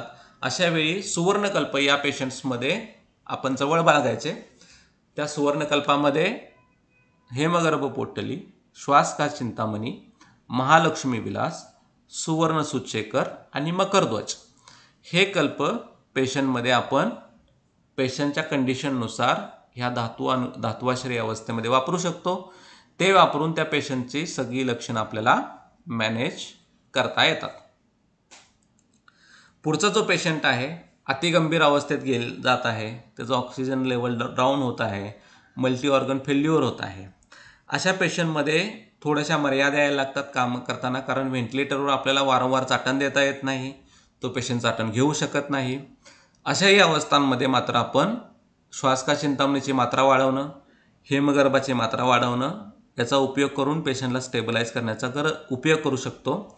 पेशंट बिफोर व्हेंटिलेटर जाण्यासाठी उपयोगामध्ये आपल्याला खूप चांगला फायदा होऊ शकतो. जरी पेशंट व्हेंटिलेटरवर गेला तरी तुम्ही हेमगर्भ आणि श्वासका चिंतामणीचा जर वापर केला तर तो पेशंट त्या ठिकाणी पण वाचण्याची खूप चांगली शक्यता या पेशंटमध्ये असते. त्याचबरोबर आपण मल्टी ऑर्गन जर फेल्युअर असेल, जसं किडनी फेल्युअर असेल तर किडनीची मॅनेजमेंट करायची. अशा पद्धतीने मॅनेजमेंट करून या पेशंटला आपण रिव्हर्स करू शकतो. ॲलोपॅथीमध्ये व्हेंटिलेटरचा सपोर्ट घेतला जातो, तर ॲलोपॅथिक मॅनेजमेंटचा सपोर्ट घ्यायचा प्लस आपली ट्रीटमेंट द्यायची आणि याही अवस्थेतले पेशंट ट्रीट करण्याचा प्रयत्न करायचा. जर आपण यांना औषधं चालू केली तर अतिशय चांगल्या पद्धतीने पेशंट या अवस्थेतले पण आपल्याला रिस्पॉन्स देतात. आणि जर त्यांचं खूप मोठ्या प्रमाणामध्ये किडनी फेल्युअर झालं नसेल, हार्टची क्षमता चांगली राहत असेल, आयनोट्रॉपिक सपोर्टवर तो नसेल, आयनोट्रॉपिक सपोर्ट म्हणजे नोरॅड नावाचा एक आयनोट्रॉपिक सपोर्ट असतो, डोपामाइन नावाचा एक सपोर्ट असतो की ज्यामध्ये त्या पेशंटचा BP फॉल होत असतं आहे, पेशंट गंभीर असतो आणि तो आता मृत होईल अशी अवस्था असते. जर त्याला नोरॅड लागलेलं नसेल, आयनोट्रॉपिक सपोर्ट नसेल, पेशंटचं किडनी चांगली असेल, पेशंटचं लिव्हर चांगलं असेल आणि पेशंट फक्त डिसॅच्युरेट होते म्हणून व्हेंटिलेटरवर असेल तर अशा पेशंटमध्ये नक्कीच आपण ॲलोपॅथीवर काम करून त्या पेशंटला रिव्हर्स आणू शकतो. त्या धातुगत अवस्थेला जरी तो पेशंट असेल तर त्या पेशंटमध्ये आपण इंटिग्रेटेड ट्रीटमेंट वापरून त्या पेशंटला सर्वाईव्ह करण्याचा प्रयत्न करायला पाहिजे. याच्या पुढच्या मात्रा अवस्थेमध्ये जर त्याचा हार्टचा सपोर्ट गेला, आयनोट्रॉपिक सपोर्टवर पेशंट गेला, किडनी फेल्युअर व्हायला लागलं, हेपॅटिक फेल्युअर व्हायला लागलं तर मात्र पेशंट वाचण्याची शक्यता कमी होते. आता जी औषधं वापरली या पेशंट्समध्ये, म्हणजे मी तुम्हाला म्हणलं की मी औषधं सगळ्यात शेवटी सांगतो, तर ती सगळ्या पेशंटमध्ये मी सेम वापरली. आता ही जी औषधं आहेत ही गंभीर अवस्थेतले जे पेशंट आहेत, म्हणजे धात्वाश्रयी किंवा धातुगत अवस्थेकडे गेलेले पेशंट आहेत, अशा पेशंटमध्ये वापरलेली औषधं आहेत. या औषधाला पहिलं नाव दिलं की कोविड-1 नावाचं एक फॉर्म्युलेशन तयार केलं. आता हे कोविड-1 नावाचं जे औषध आहे त्याला राफेल कॅप्सूल नावाच्या नावानं आपण FDA अप्रूव्ह पण केलेलं आहे. म्हणजे राफेल हे नाव का दिलं तेही सांगतो तुम्हाला. म्हणजे राफेल हे तुम्ही म्हणाला आत्ता विमान आली आहेत आणि आपण भारतानं राफेलची विमानं घेतलेली आहेत. तर हे कोविड-1 नावाचं फॉर्म्युलेशनला राफेल नाव देण्याची पॅथॉलॉजी तुम्हाला सांगतो की वायुदलाचं संरक्षण किंवा वायूचं संरक्षण करणं, म्हणजे वायुदल आहे ना, हवाई मार्गानं हल्ले फास्ट होतात, तर त्याचं संरक्षण करण्याचं काम म्हणजे भारताचं रक्षण करण्याचं काम ह्या विमानांकडे दिलं आहे. तसं आपण धातू आणि धात्वाग्नी यांचं रक्षण करण्याचं काम कोविड-1 करतं. म्हणजे जी संप्राप्ती होते, ज्या संप्राप्तीमुळे पेशंट बॅड होतो आणि तो पेशंट लँड होतो आणि अतिगंभीर अवस्थेत जातो, त्याचं कारण आहे रसप्रदाने दोषेषु वृद्धेषु रसवर्मत्सु. रसधात्वाग्नी मांद्यान सगळे धात्वाग्नी मांद्या झाल्यामुळं कफ अधिक तयार होतोय आणि कफ अधिक तयार झाल्यामुळं तो पेशंट खराब होतोय. तर ती प्रक्रिया कुठंतरी नष्ट करायची आहे, यासाठी आपण हे औषध वापरतो. आता यामध्ये आपण काय वापरलं आहे? सुवर्ण भूपती रस 125 मिलीग्रॅम, सुवर्ण मालिनी वसंत 125 मिलीग्रॅम, गुळवेल सत्व 125 मिलीग्रॅम, सहस्त्रपुटी अभ्रक भस्म 125 मिलीग्रॅम. आणि याला राहिलेली धातुपाचक, सर्व धातुपाचकांची भावना दिलेलं औषध तयार केलं. म्हणजे आपण ॲक्च्युली ह्यामध्ये धातुपाचक मिसळतो. आता हे औषध चॉईस करायचं का गरज आली की बाबा सुवर्ण भूपती का चॉईस केला? तर सुवर्ण भूपती हा एकतर राजक्ष्माधिकारात वर्णन केलेला आहे. योगरत्नाकरानं सुवर्ण भूपतीचा अधिकार राजक्ष्म सांगितला आहे. भेषज रत्नावलीनं सुवर्ण भूपतीचा अधिकार हा ज्वर सांगितला आहे. म्हणजे किती मोठा आपल्या शास्त्रकारांनी विचार केला बघा. सुवर्ण भूपतीला भावना देताना शरपुंखाची भावना आहे. सुवर्ण भूपती हा कल्प भावना देताना शरपुंखेची भावना आहे. म्हणजे इम्युन रिस्पॉन्स जो आहे पेशंटचा, हा इम्युनिटी रिस्पॉन्स, हा इम्युनिटी सिस्टीम ही प्लीहेशी निगडीत आहे किंवा स्प्लिनशी निगडीत आहे. Reticular endothelial system, immune system प्लिन्स निगडीत आहे, याचा विचार योगरत्नाकरांनी त्यावेळी केलेला आहे. म्हणून सुवर्ण भूपती जर राजक्ष्म अधिकारात असेल तर त्याला कंटकाराची भावना द्यायला पाहिजे होती, त्याला भारांगमुळाची भावना द्यायला पाहिजे होती. पण सुवर्ण भूपतीला त्यांनी शरपुंखेची भावना दिली. शरपुंखा ही प्लीहग्नी सांगितलेली आहे. त्यामुळं immune system, immune response, allopathy काय म्हणतं की इम्युन रिस्पॉन्स, इम्युनिटी वाढवा. इम्युनिटी वाढवण्यापेक्षा इम्युन रिस्पॉन्स बदलतो. आपल्या शरीरातले दोष धातू आहेत ते आपलीच इम्युनिटी आपल्यावर अटॅक करायला लागते. जसं रुमॅटॉइड आर्थरायटिसमध्ये होतं, जसं ॲटोइम्युन डिसीजमध्ये होतं. आपण पण खूप मोठ्या प्रमाणामध्ये आमवाताच्या पेशंटमध्ये सुवर्ण भूपती रस वापरतो. आमवाताच्या पेशंटमध्ये रक्त आणि मांस या धात्वाग्नींचं काम जर चांगलं करायचं असेल तर त्याला सुवर्ण भूपती अतिशय उपयोगी आहे. अस्थि मज्जा शुक्र या धातूंचे धात्वाग्नी चांगल्या ठेवण्यासाठी सुवर्ण मालिनी वसंत उपयोगी आहे. गुळवेल सत्व हे औषध सप्त धात्वाग्नी वर्धन करणार आहे. आणि सहस्त्रपुटी अभ्रक भस्म हे फुफ्फुस, हृदय आणि धातूंना बल देणार आहे. अशा अनुषंगानं मी या कोविड-1ची फॉर्म्युलेशन तयार केलं की जे माझे धातू चांगले ठेवेल, धातू विकृत होऊ देणार नाही. म्हणजे मला आत्ता काय करायचं आहे की समोर असलेल्या शत्रूशी लढायचं आहे, पण त्या शत्रूचं बल वाढू नये, त्यांचे पंख छाटले जावेत, म्हणून मी कोविड-1 फॉर्म्युलेशन तयार केलं, ज्यामध्ये सुवर्ण भूपती, सुवर्ण मालिनी वसंत, गुळवेल सत्व, सहस्त्रपुटी अभ्रक भस्म, धातुपाचक. हा डोस सकाळ संध्याकाळ मधातून चाटवायला द्यायचा. त्याला अनुपान दिलं दशमूळ कटुतरायादी कषाय, एलकनादी कषाय. आता दशमूळ कटुतराय कषाय हे साऊथचे कषाय आहेत, एलकनादी कषाय पण साऊथचा कषाय आहे, सहस्त्रयोगमध्ये याचं वर्णन आहे. हे दोन्हीही कषाय पेशंटच्या प्राणोश्रुतसांच्या तक्रारीमध्ये काम करतात, श्वास कास हिक्क्यामध्ये आलेले आहेत. एलकनादी कषाय कफप्रधान अवस्थेत काम करतो, दशमूळ कटुतराय कषाय वातप्रधान अवस्थेत करतो.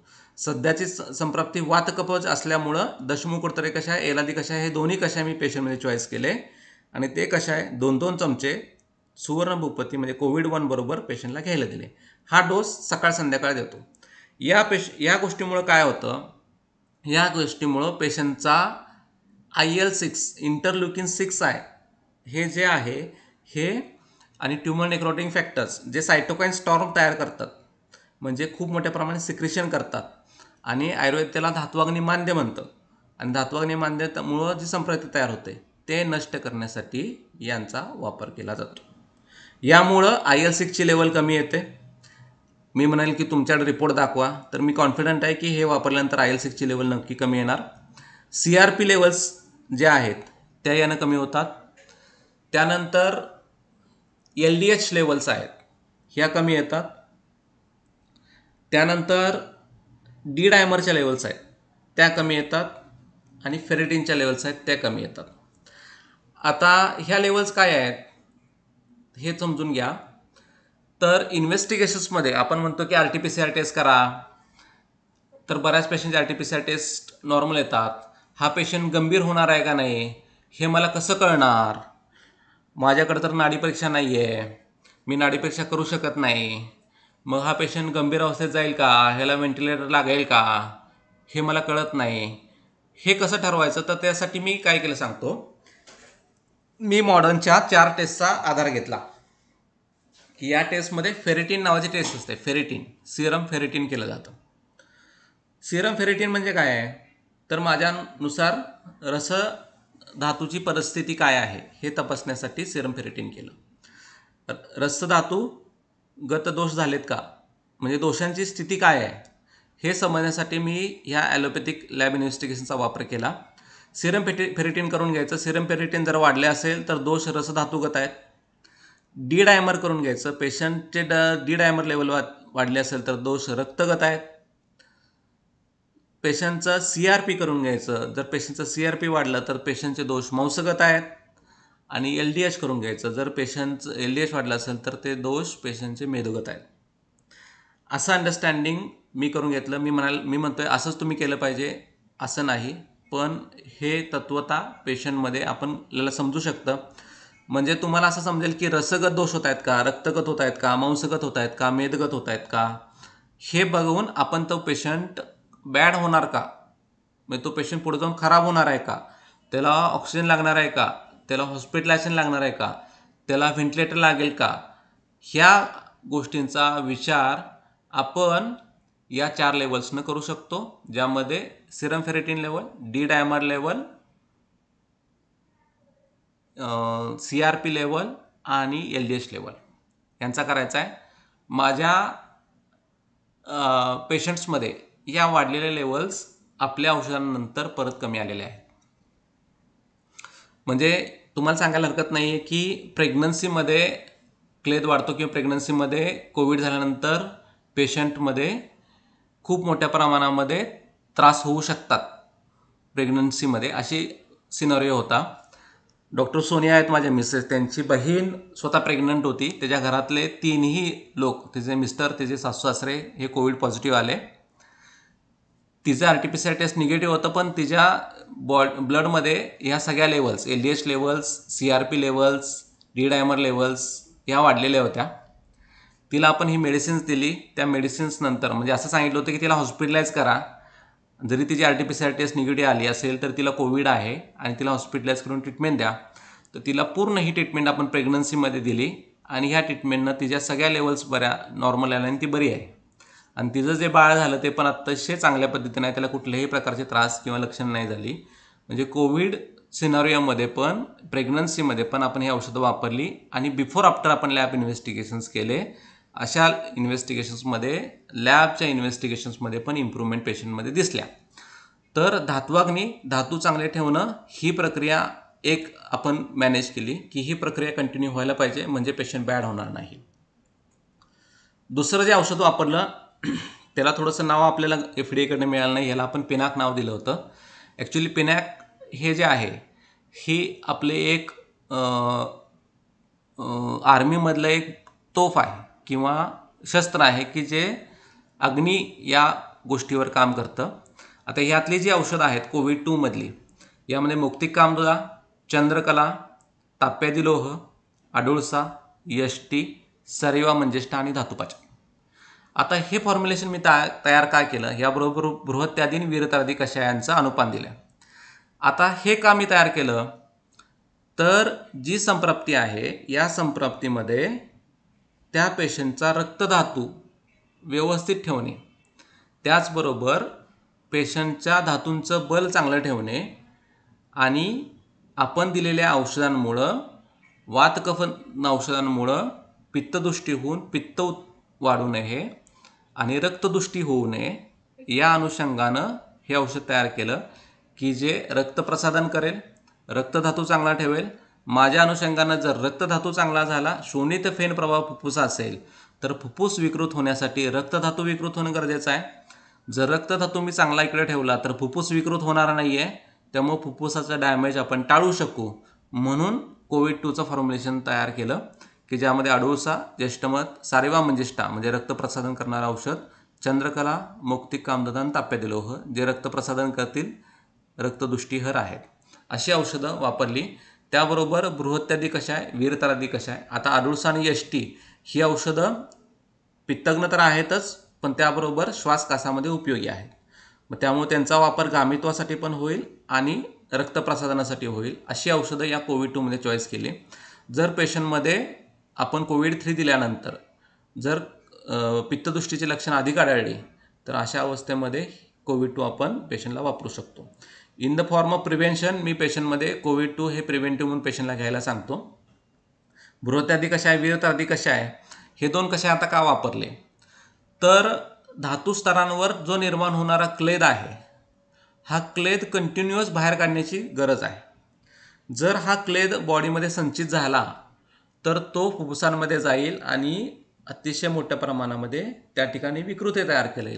म्हणून बृहत्यादी आणि वीरतादी कषाय हे कषाय दोन्ही त्या पेशंटला दिले. या कषायांचा वापर हा वृक्कच्या विकृतीमध्ये म्हणजे किडनी फेल्युअरच्या पेशंटमध्ये मी अनेक पेशंटमध्ये केलेला आहे आणि यामुळं किडनी फेल्युअर कंट्रोल होण्यासाठी किंवा किडनी क्रिएटिन लेवल्स कमी होण्यासाठी या दोन कषायांचा वापर होतो. म्हणजे माझ्या अनुषंगानं क्लेद निर्हरण चांगलं होणं, वृक्कांची परिस्थिती चांगली राहणं, यासाठी मी ह्यांचा वापर केला. धातू स्तरावरचा क्लेद कमी करायचा आणि आपल्या शरीरातले 2 व्हायटल ऑर्गन्स आहेत ज्यामध्ये मल्टी ऑर्गनमध्ये पेशंट जाणार नाही, मल्टी ऑर्गनमध्ये पेशंट लँड होणार नाही. म्हणून बृहत्यादी कषाय, वीरतादी कषाय अशा मल्टिपल हेतूंनी मी हे औषधं चॉईस केली. त्याचबरोबर यातली जी औषधं आहेत ही मूत्रल आहेत, क्लेद निर्हरण करणारे आहेत. आपल्या शरीरामध्ये जो काही क्लेद पक्व होईल तो शरीरातून काढून टाकतील. फुफ्फुसांमध्ये जो काही कफ तयार होईल हे कोविड-3 वापरल्यानंतर पक्व होणार आहे. तो पक्व झालेला कफ शरीरातून निघून जाण्यासाठी काहीतरी मार्ग पाहिजे. तो रक्तात आला तर त्याला काढून टाकलं पाहिजे. म्हणून बृहत्यादी वीरतादीची योजना केली. जर बृहत्यादी वीरतादी मिळालं नाही तर साधा गोखरू काढा, सांडूचा गोखरू काढा मिळतो, तो जरी वापरला तरी आपण त्याला त्या पेशंटमधनं जो काही क्लेद आहे तो शरीरातनं बाहेर काढून टाकू शकतो. त्यानंतर तिसरं जे कोविड-3 नावाचं जे फॉर्म्युलेशन केलं हे पण आपलं FDA अप्रूव्ड आहे, विक्रांत कॅप्सूल्स नावाचं आहे. हे फॉर्म्युलेशन खूप महत्त्वाचं आहे. ह्या फॉर्म्युलेशनचा खूप चांगला उपयोग पेशंटच्या फुफ्फुसांमधील लक्षणं किंवा फुफ्फुसांमध्ये जो निमोनिया असतो हा निमोनिया कमी करायला याचा खूप चांगला वापर होतो. आता हा काय आहे तर यामध्ये काय वापरलं आहे की ज्वरग्न योग आहे, श्वास कुठारस नावाचा जो रस आहे तो वापरलेला आहे.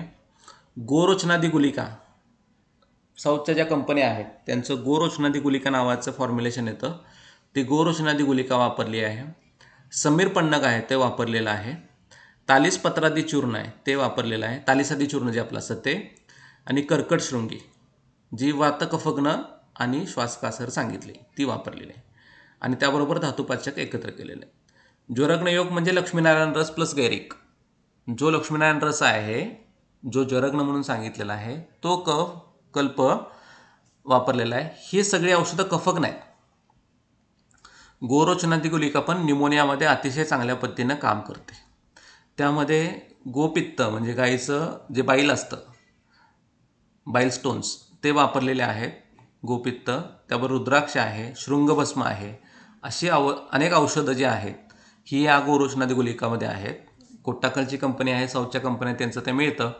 तर ह्या औषधांचं कॉम्बिनेशन करून आपण विक्रांत कॅप्सूल बनवले. आता विक्रांत म्हणजे काय, तर जलमहाभूत म्हणजे भारताचे रक्षण करणारं विक्रांत नावाचं एक जहाज आहे. म्हणजे जे जलमहाभूत म्हणजे नेव्ही म्हणतो आपण त्याला, नेव्हीच्या दृष्टिकोनातून मार्गाने जे आपल्या भूमीवर आक्रमण होतं ते आक्रमण कंट्रोल करण्यासाठी विक्रांत काम करतं. म्हणून आपल्या शरीरामध्ये जलमहाभूतापासून जी काही दुष्टी होते, म्हणजे दुष्ट आहारच विधेय होतून तिथं साठतो, म्हणजे ते जलमहाभूताच्या प्रमाणात साठतो.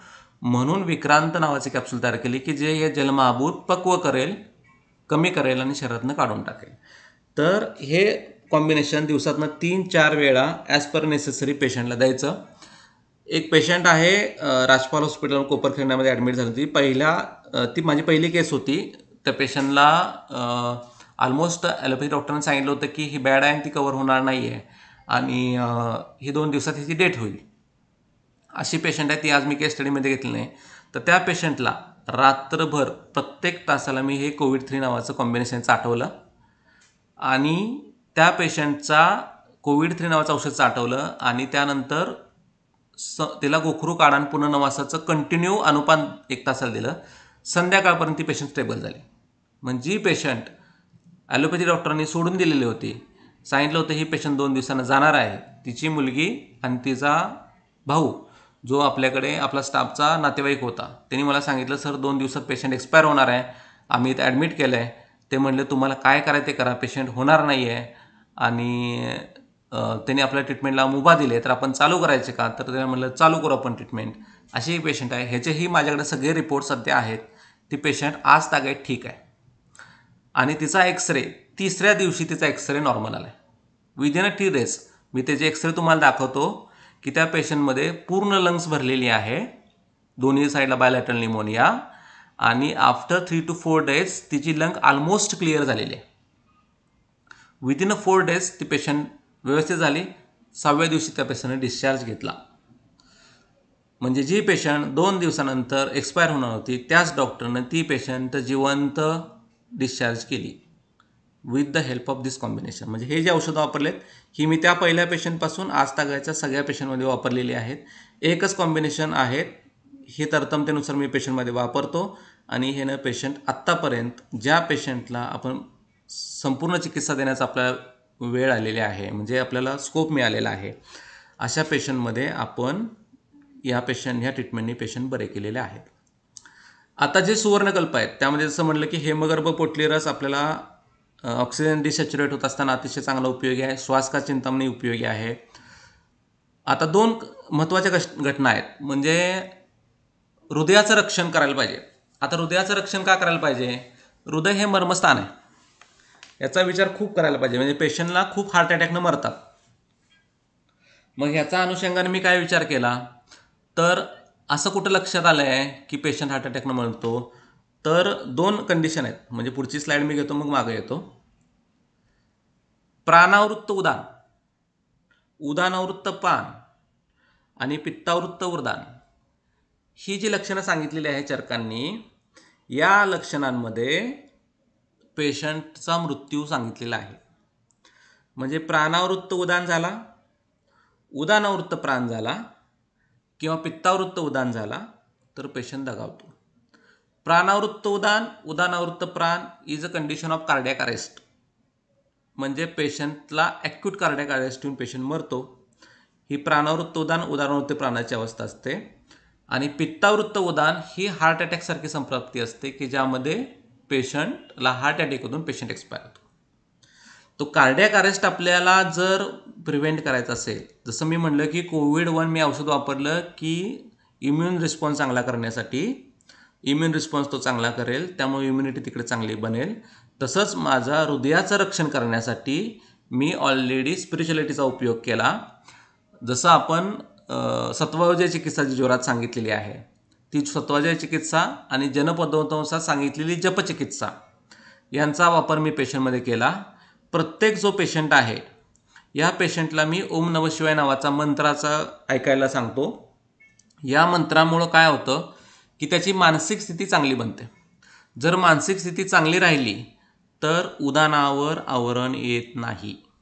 उदानावर आवरण जर पित्ताचं किंवा प्राणाचं आलं की तो पेशंट एक्सपायर होणार आहे. कारण तशी लक्षणं सांगितली आहेत. साक्षात मृत्यू ही कंडिशन आवरणामध्ये चरकांनी 2 अवस्थेत वर्णन केली आहे, प्राणावृत्त उदान, उदानवृत्त प्राण.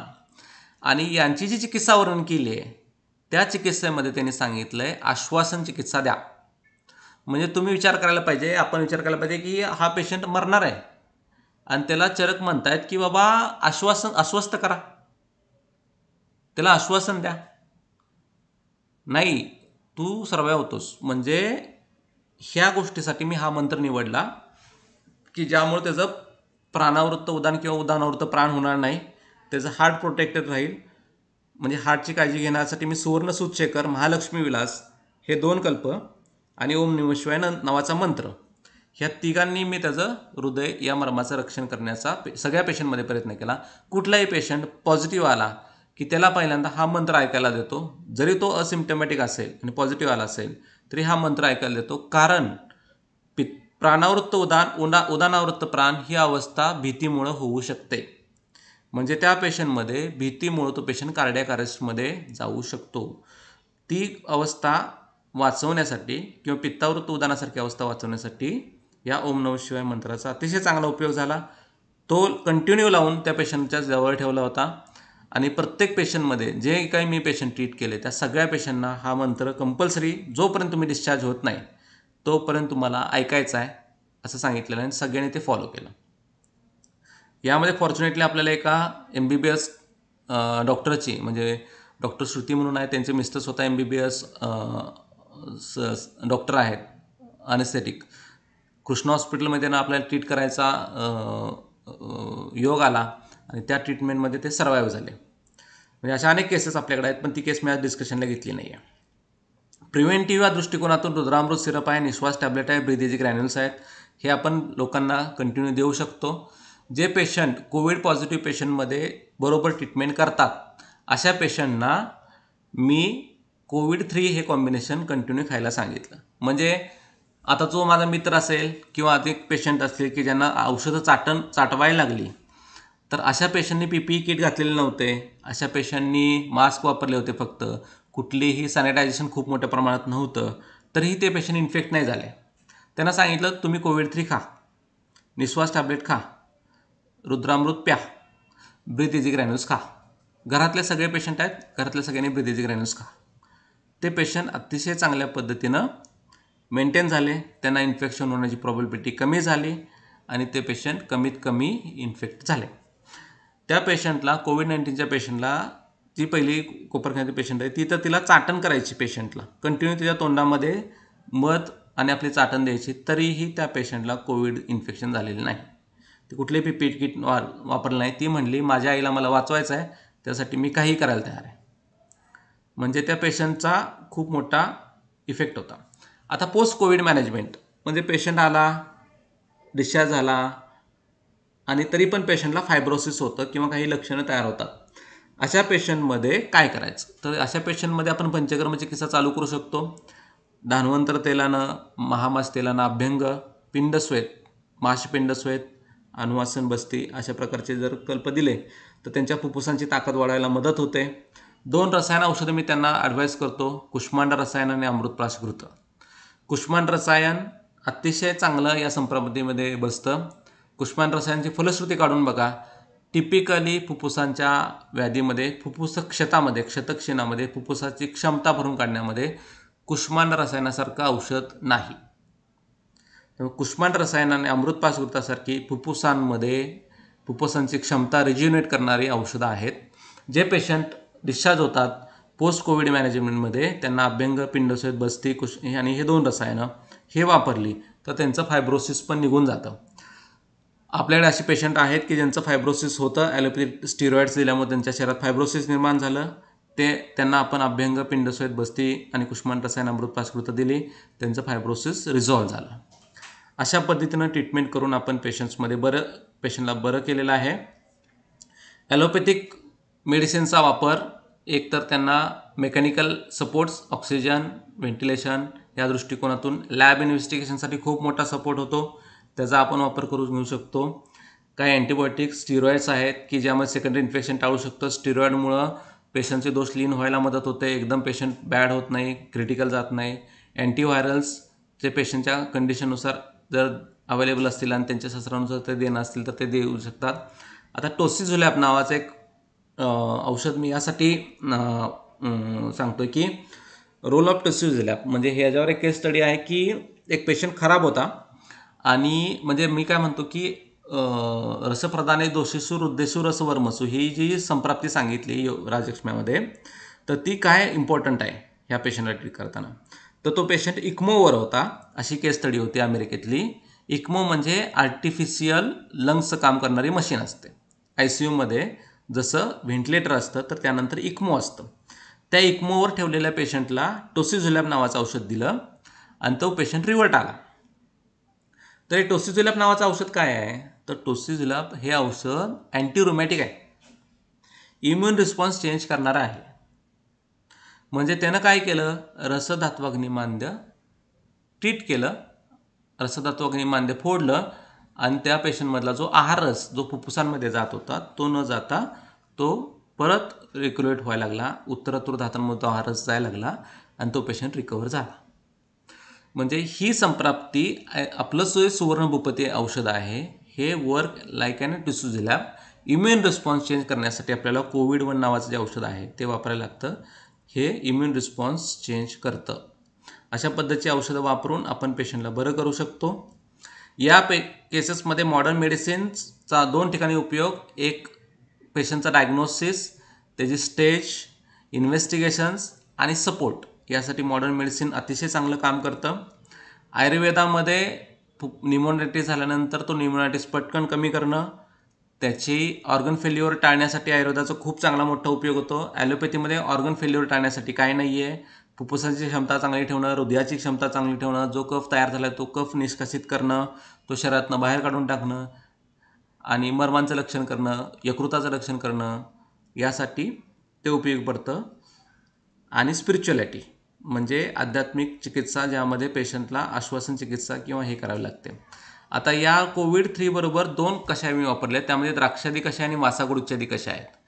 हे काय करतात तर हे यकृतावर काम करतात. म्हणजे यकृत हे आणि वृक्क ह्यांना ट्रीट केल्यामुळं एकतर जिथून आहारस तयार होतो ते ठिकाण आणि जिथून आहारसामधून क्ले तयार होऊन निष्कासनमुळे निष्कासन होतं ते ठिकाण, हे दोन्ही अवयव मी या पेशंट्समध्ये कंटिन्यू जपत राहिलो. त्यामुळे तो पेशंट बॅड नाही झाले आणि ते पेशंट सर्वाईव्ह झाले. म्हणजे द्राक्षादी कषाय, वासागुड इत्यादी कषाय ह्या कषायांचा पण खूप मोठा रोल आहे की ज्यामुळं पेशंट ऑर्गन फेल्युअरमध्ये जात नाहीत आणि त्यामुळं आपण त्यांना सर्वाईव्ह करण्याचे चान्सेस वाढतात. ठीक आहे. तर मी तुम्हाला एक सिनारिओ किंवा एक ट्रीटमेंटचा अनुभव माझा शेअर केला असेल. तुमच्या काही शंका असतील तर तुम्ही मला विचारू शकता.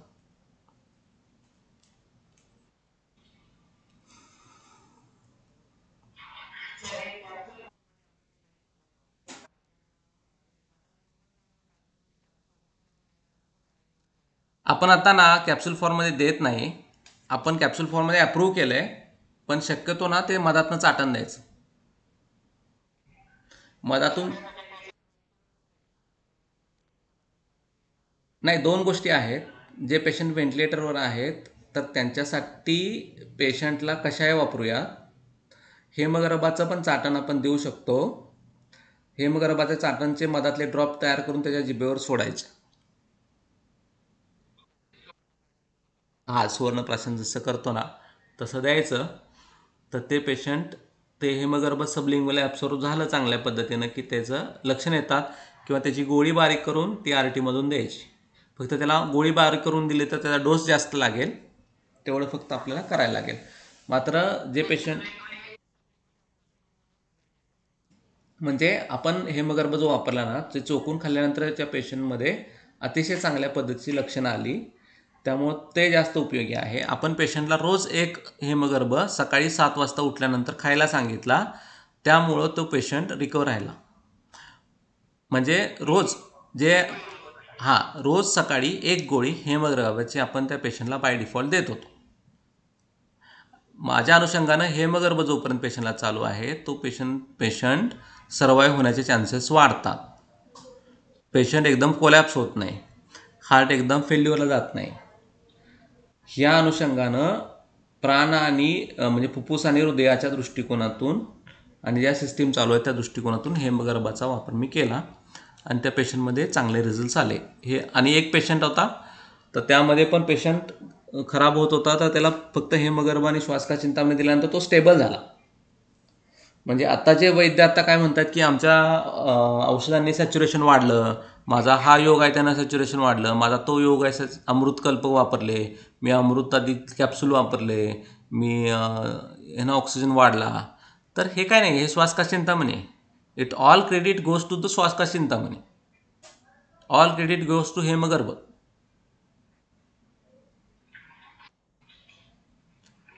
हां, म्हणजे त्याची योजना करणारा वैद्य आहे. पण श्वास का चिंतामणीसारखा कल्प त्या एवढ्या हजारो वर्षापूर्वी तयार केलेला आणि तो आज एवढ्या इफिशियंटली वापरला जातो. पेशंट झटकन स्टेबल होतो. तुम्ही हे वगैरे श्वास का चिंतामणी देऊन बघा, 2 तासात पेशंट स्टेबल व्हायला पाहिजे.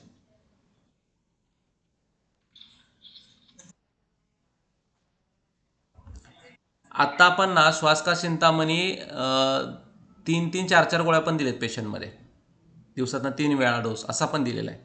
हे वगैरे आपण सकाळ संध्याकाळ पण दिलेलं आहे पेशंटमध्ये. महालक्ष्मी विलास मकरध्वजासारखा कल्प आहे. आता म्हणाल मकरध्वज कशाला, बरोबर ना. तर मकरध्वजाचा दुसरा विषय असा आहे की ओज ओज जे असतं, या ओजाचं रक्षण करण्याच्या दृष्टिकोनातून शुक्र नंतर ओज तयार होतं. शुक्रधातूचा मल म्हणून ओज तयार सांगितलेला आहे. तर त्यामुळं आपण मकरध्वज वापरला, अशा पेशंटमध्ये वापरला की ज्यांच्यामध्ये तरुण वय आहे. आता आपला एक डॉक्टर आहेत, त्यांच्यामध्ये आपण वापरलं तर मकरध्वज आपण प्राधान्य वापरला की ओझं डिप्लेशन होऊ नये आणि हृदयाची बल वाढणं आणि फुफ्फुसाचं बल वाढणं यासाठी मकरध्वज खूप चांगला काम करतो.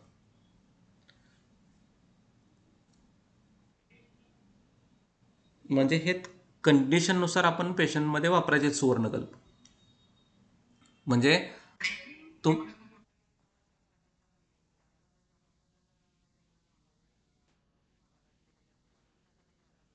द्यायचं ना त्यांना काउंटरली ना, म्हणून तर द्राक्षारी कशा आहे कोविड 2 दिलं ना आपण.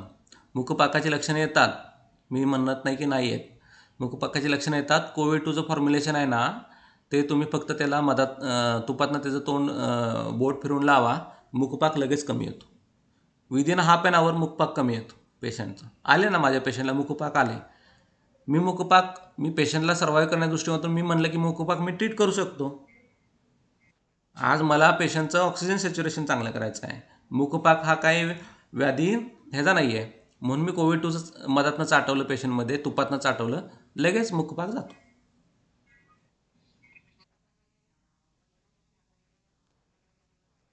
रुग्णातून देऊन ठेवलेत. BD डोस त्यांना दिला आणि कोविड 3 जे आहे की ज्यामध्ये कफग्न औषधं आहेत, ही पेशंटच्या गरजेनुसार मी तासाला पण चाटवलेली आहे. म्हणजे फुफ्फुसांमध्ये खूप मोठ्या प्रमाणामध्ये कफ साचलेला आहे, अशा पेशंटला तासाला हे औषध द्यायला लागतं आणि कंटिन्युअस तासाला देऊन त्याला मूत्रविरेचन करणारे औषध द्यायला लागतात. म्हणजे ही संप्राप्ती कशी होते माहिती आहे का, कोविड 3 दिल्यानंतर त्याचे कफ जो फुफ्फुसांमधला आहे तो पक्व होणार आहे, पण पक्व झालेला कफ काढून टाकायला लागणार आहे. म्हणून त्याला वीरतरादी, बृहत्यादी, गोखरू काढा हे अनुपान द्यायचं. मग काय होतं की हा कोविड 3मुळं पक्व होतो आणि गोखरू काढा अनुपान दिल्यामुळे तो फुफ्फुस क्लिअर व्हायला लागतं पेशंटचं. हां, म्हणजे दर तासाला मी तुम्हाला सांगतो का, एक पेशंट आहे, तिला मी दर तासाला रात्रभर चाटवलं सकाळी 7 वाजेपर्यंत आणि हे चाटवल्यानंतर तिचं युरिन आउटपुट ड्रॉप व्हायला लागलं. म्हणजे मला माहीत होतं की त्याचं युरिन आउटपुट ड्रॉप होणार आहे, कारण मी तिकडनं सगळा कफ शोषून घेतला आहे, पक्व केला आहे आणि आता मला माहीत होतं की तो पक्व झालेला कप काढून टाकायचा आहे. म्हणून मी त्या पेशंटला उठवलं नातेवाईकांना आणि तिला म्हटलं तू वीरतराई चालू कर. तोपर्यंत सिस्टरनं तिला सांगितलंच की ते पेशंटचा युरिन आउटपुट ड्रॉप व्हायला लागला आहे, पेशंट बॅड व्हायला लागला आहे. मग त्या पेशंटला गोखरू काढा, वीरतरादी, बृहत्यादी कंटिन्यू पाजलं आणि त्या पेशंटचा सगळा कफ निघून गेला, युरिन आउटपुट चांगलं आलं आणि 3 दिवसात एक्सरे नॉर्मल आला. म्हणजे जो विदयमान कफ झालेला आहे फुफ्फुसांमध्ये, न्यूमोनायटिसमध्ये, तो पक्व करायचा. त्यासाठी कोविड 3 वापरायचं. तो पक्व जोपर्यंत होत नाही तोपर्यंत तो निष्कासित होत नाही. त्याला पक्व करायचं, निष्कासन करायचं, हे काम करायचं. आणि हे काम करत असताना नवीन तयार होऊ द्यायचं नाही कोविड-1मुळं, आणि पित्तानुबंधाची लक्षणं तयार होऊ द्यायची नाहीत कोविड-2मुळं. एवढं सांभाळायचं. पण कोविड-3 आपल्याला जे आहे ते कंटिन्युअस तासाला 2-2 तासाला पेशंटमध्ये चाटवायला लागतं. ते चाटून त्याचा कफ पटपट निष्कासित होतो आणि तो पेशंट रिकवर होतो.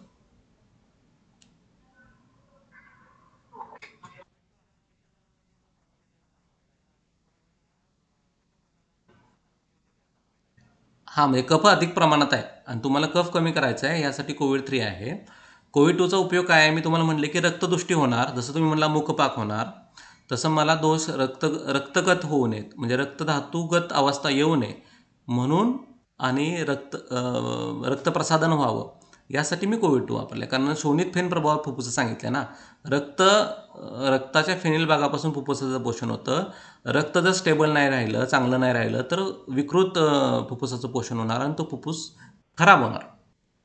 मग फुफ्फुसाची अवस्था चांगली ठेवण्यासाठी कोविड-2 वापरतो. आणि त्यातली पण जी औषधं आहेत, आडुळसा आहे किंवा एस-टी आहे, ती पण कफनाशक म्हणून काम करतात.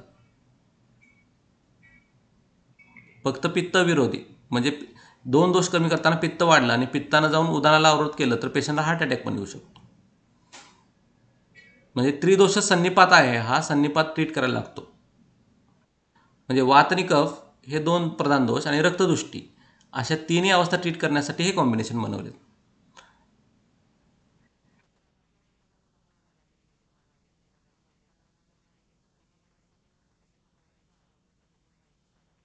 आपण काय करतो माहिती आहे का, पेशंट जर जसं तुम्हाला म्हणलं की पेशंट जर होम क्वारंटाईन आहे तर त्याला साधी औषधं जर दिली, मी काय करतो, कोविड-3 नावाचं औषध देतो, त्याबरोबर 2 काढे देतो आणि चालू कर म्हणतो. हेमगर्भ, श्वासकाचिंतामणी आणि सुवर्णसूचिका बरोबर ठेव म्हणतो, मकरध्वज वापरायत नाही मी. आता माझ्याकडचा ड्रायव्हर पॉझिटिव्ह आला माझा, तो होम क्वारंटाईन होता, मी त्याला औषधं पाठवली, त्याला फक्त कोविड-3च खायला घातलं, मी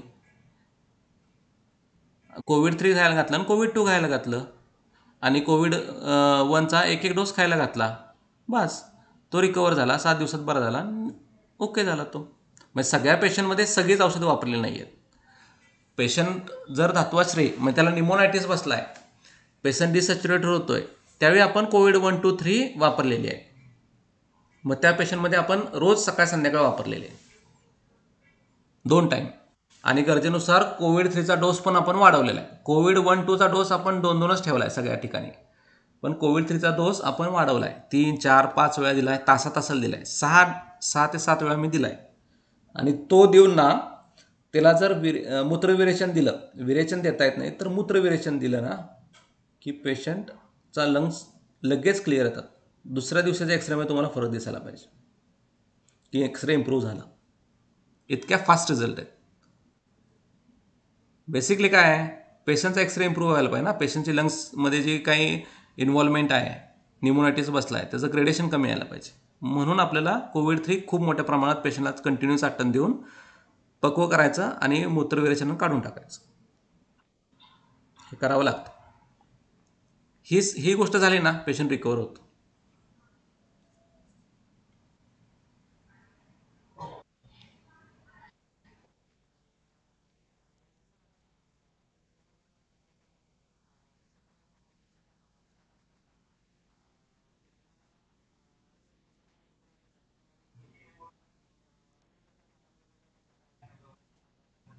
पॅरासिटामॉल लागतच नाही, आपलं औषध चालू केलं ना, फिवर येतच नाही. सगळे धातूपाचक आहेत ना, सगळे धातूपाचक ऑलरेडी ज्वरक नाहीत.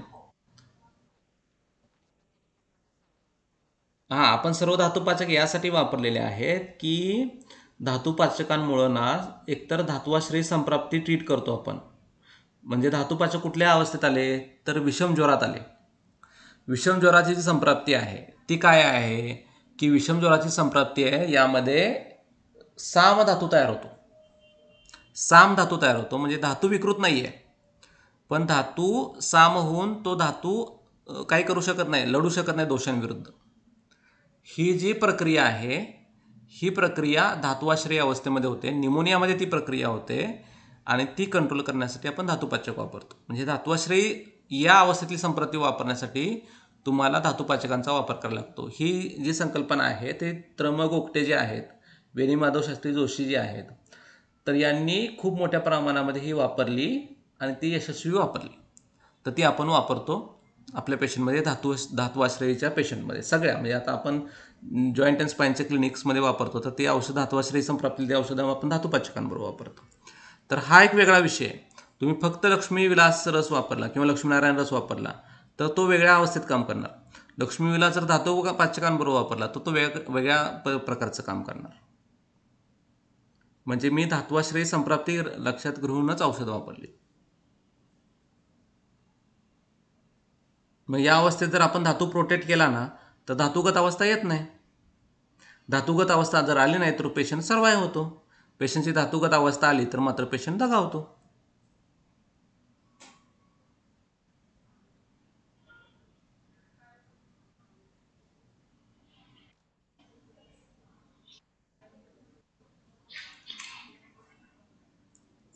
हां,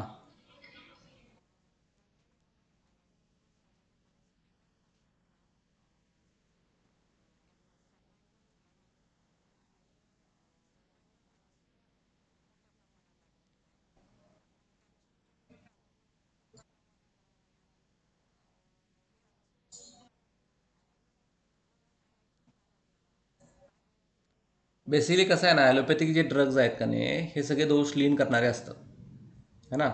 मी तुम्हाला काय म्हणलं की रक्तधातूची दृष्टी कोविडमध्ये लक्षात घ्यायला पाहिजे. हे यासाठीच घ्यायला पाहिजे की रक्त धातूच्या अनुषंगानं विकृती होते.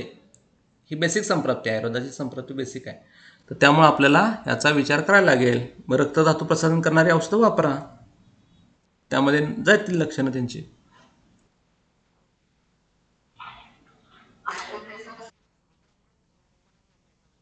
रुद्रामृत आपणच तयार केलं. ॲक्च्युली मी रुद्रामृत सिरप कशासाठी तयार केलं सांगतो की जे पेशंट कोविड येण्याच्या आधी हे फॉर्म्युलेशन मी तयार केलं. तर त्यामध्ये मी काय केलं की खूप डेंग्यूचे पेशंट मला ट्रीट करायला लागायचे, ज्यांचा प्लेटलेट काउंट कमी झालेला आहे, ज्यांचं प्लेटलेट काउंट ड्रॉप झालेला आहे आणि इम्युन रिस्पॉन्स पेशंटचा खराब झालेला आहे, अशा पेशंटला ट्रीट करायला लागायचं. तर त्या अवस्थेमध्ये मी डेंग्यूच्या अवस्थांमध्ये औषधं वापरायचो. त्यात सर्व धातूपाचक, गुळवेल सत्व अशी औषधं आणि प्लस रसायन औषधं अशी वापरून तयार करायचो. आणि त्या पेशंटमध्ये प्लेटलेट काउंट पेशंटचा वाढायचा.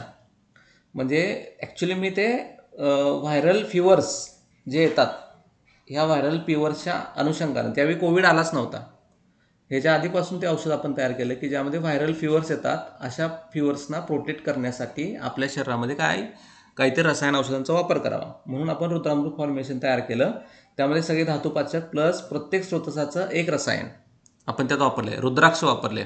आता रुद्राक्ष हे औषध काय आहे, तर रुद्राक्ष ह्याचं जर हे बघितलं तर रुद्राक्षाची निर्मिती ही तयार झालेली आहे रुद्र म्हणजे शंकराच्या अश्रूतून.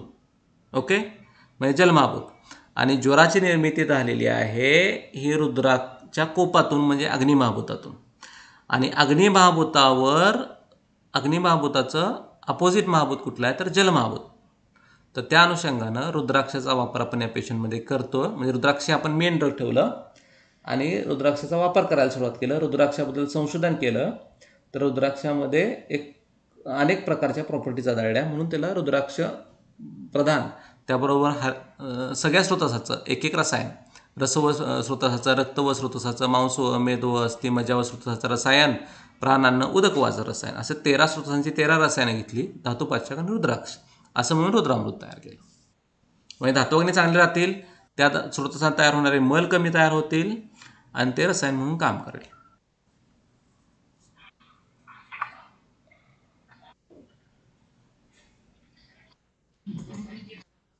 ब्रीथ इझी ग्रॅन्युल्स पंकजा कस्तुरी कंपनीचे मिळतात. पेशंटची एक कंप्लेंट असते, घशात खवखवतं, घशात दुखतं, बोलताना त्रास होतो, कोरडा खोकला येतो. अशामध्ये ब्रीथ इझी ग्रॅन्युल्स खाल्ले तर पटपट पटपट घसा मोकळा व्हायला मदत होते. पंकजा कस्तुरी नावाची कंपनी आहे. त्याची खूप मोठी ॲडव्हर्टाइजमेंट पण असते टी व्हीला, सगळीकडे पेपर्समध्ये, ब्रीथ इझी घ्या, ब्रीथ इझी घ्या.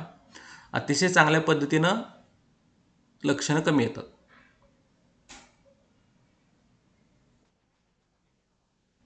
खायचं आणि चघळून खाल्लं तरी चालतं ब्रीथ इझी ग्रॅन्युल्स.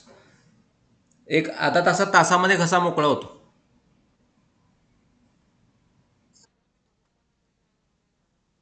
आपण गंडूश केलं, धूपन नाही केलं. गंडूश गंडूश म्हणजे कोविड 2चं गंडूश पेशंटमध्ये दिलं आणि त्यांच्या घशात खवखवण्याची प्रक्रिया ना झटकन कमी येते.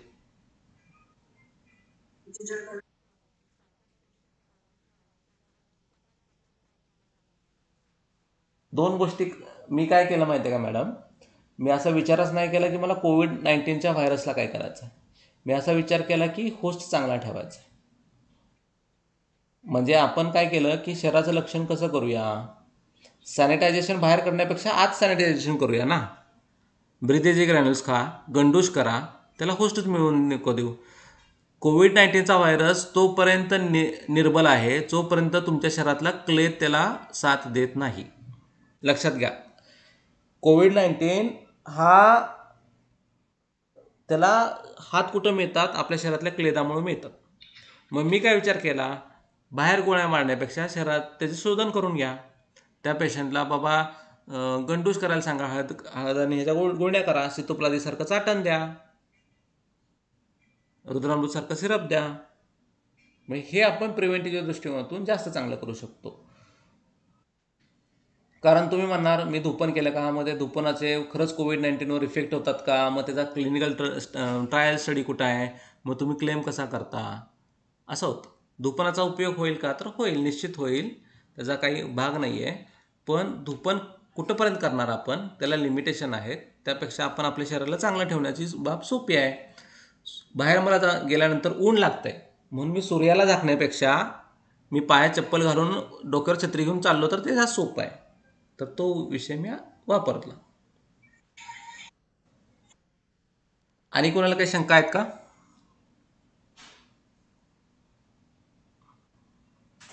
हां.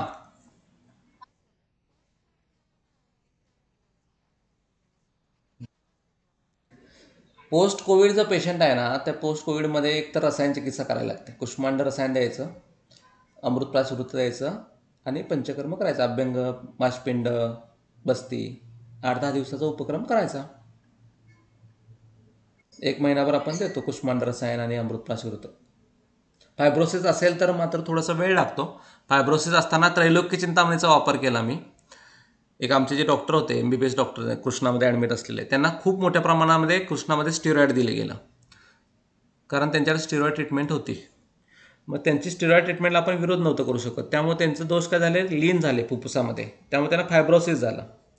मग फायब्रोसिस झाल्यामुळे ते फायब्रोसिस रिझॉल्व्ह करायला पाहिजे ना, नाहीतर त्यांना ILD, इंटरस्टिशियल लंग डिसीज सारखा आजार आणि कंटिन्यू ऑक्सिजन घेऊन बसायला लागणार, अशी प्रक्रिया होऊ शकते. आता पण खूप पेशंट आहेत की ज्यांच्यामध्ये फायब्रोसिस झालेलं असताना ते पेशंट घरी सोडतात. तर यासाठी कुष्मांड रसायन अतिशय चांगलं औषध आहे.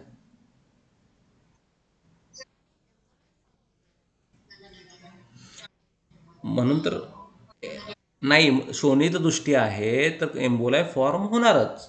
रक्तदृष्टी आहे ना.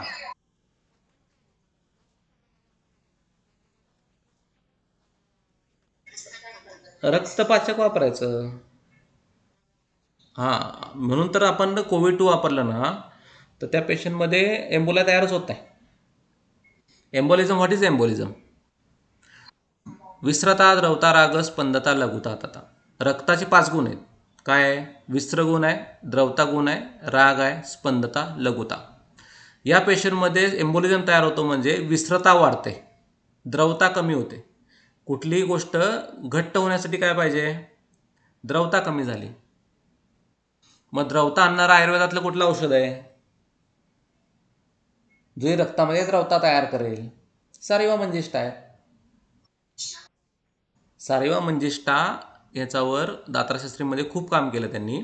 म्हणून तर कोविड 2 मध्ये आपण ते वापरलं की रक्ताची विस्रता, द्रवता, राग, स्पंदता, लघुता हे गुण मेंटेन राहतील, म्हणून सारिवा मंजिष्ठेचा उपयोग केला की ज्यामुळे एम्बोलाय फॉर्मच नाही होणार.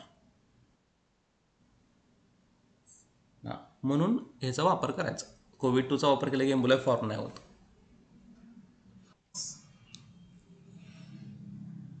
आणि सुवर्ण सूतशेखर वापरा.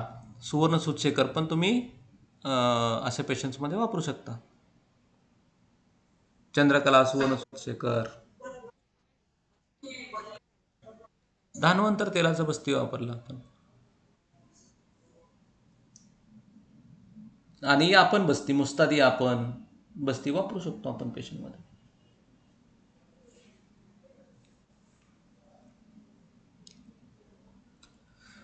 ठीक आहे. आणि कोणाच्या काही शंका आहेत? ठीक आहे.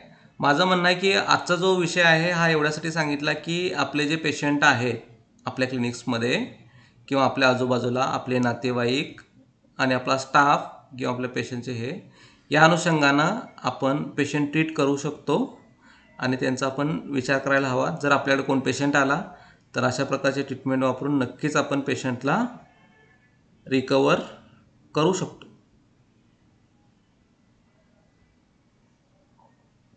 ठीक आहे. आणि काही शंका असतील काही सजेशन असतील तुम्ही सांगू शकता. यामध्ये काही डाऊट्स असतील ट्रीटमेंटबद्दल तर त्यासाठी तुम्ही कधी फोन करू शकता. तुमचा कुठला पेशंट असेल काय असेल तर माझ्याशी डिस्कस करू शकता. आत्ताच माझ्याकडे एक रिपोर्ट आला आहे बघा. कोरॅट स्कोर 23 आहे, 25/23 आहे. काय करूया पेशंटमध्ये? 45 इयर्स फिमेल आहे. आत्ता व्हॉट्सअपवर माझा एक रिपोर्ट आहे का ह्यांनी पाठवला आहे. म्हणजे नंबर ऑफ पेशंट्स आहेत. काय करायचं ट्रीटमेंट मॅनेजमेंट या या दृष्टिकोनातून आपण तयार असलं पाहिजे. तुमच्याकडे पेशंट येणार का येणार, आपण ट्रीट करायला घ्यायचे का? पेशंट तयार असेल, पेशंटचे नातेवाईक कन्सर्न देत असतील, आपल्या जवळचे असतील, परिचयाचे असतील आणि डॉक्टर ते डॉक्टर ट्रीट करणारे आपल्याला जर संधी देत असतील तर करायचे. किती तर पेशंटला आता 7 हिल्स हॉस्पिटलमध्ये असलेला एक API होता. त्या APIला आपण ट्रीटमेंट केली, तो बरा झाला. तो आपली औषधं खाऊन बरा होत होता. तिथं हॉस्पिटलमध्ये ॲडमिट झाल्यानंतर त्याकडे कोण बघत पण नव्हतं. अशा अनेक पेशंटना आपण ॲलोपॅथिक हॉस्पिटलने ट्रीट ठेवून आपली औषध देऊन बरं केलं आहे. आणि तो पेशंटकडं मोबाईल असायचा, कंटिन्यू तो माझ्या कॉन्टॅक्टमध्ये असायचा आणि त्याला आपण ही औषधं वापरलेली आहेत आणि पेशंट बरे झालेले आहेत. म्हणजे तो आता एकदम व्यवस्थित आहे. आणि ज्यांनी आपली कोविडची औषध चालू केलेत ना तर त्यांना पोस्ट कोविड काहीच कॉम्प्लिकेशन तयार नाही झाली. म्हणजे कुठल्याही not a single patient is in complication like heart attack आला काय झालं असं काय नाही. Absolutely fine. कारण आपण दोष सगळे पक्व करून बाहेर काढून टाकले ना. दोष लीन नाही केले. ॲलोपॅथी सायन्स दोष लीन करतं. दोष लीन केल्यामुळं त्या दोषांना इतर ठिकाणी जायला जागा मिळाली की ते इतर ठिकाणचा व्याधी तयार करतं आणि त्या पद्धतीनं लक्षण तयार करून तो तयार करतो आजार. म्हणून तो एम्बोलिझम हार्टमध्ये गेला आणि हे झाला. जर आपल्या औषधाने तो निघून गेला दोष ते तर एम्बोलिझम तयारच होणार नाही.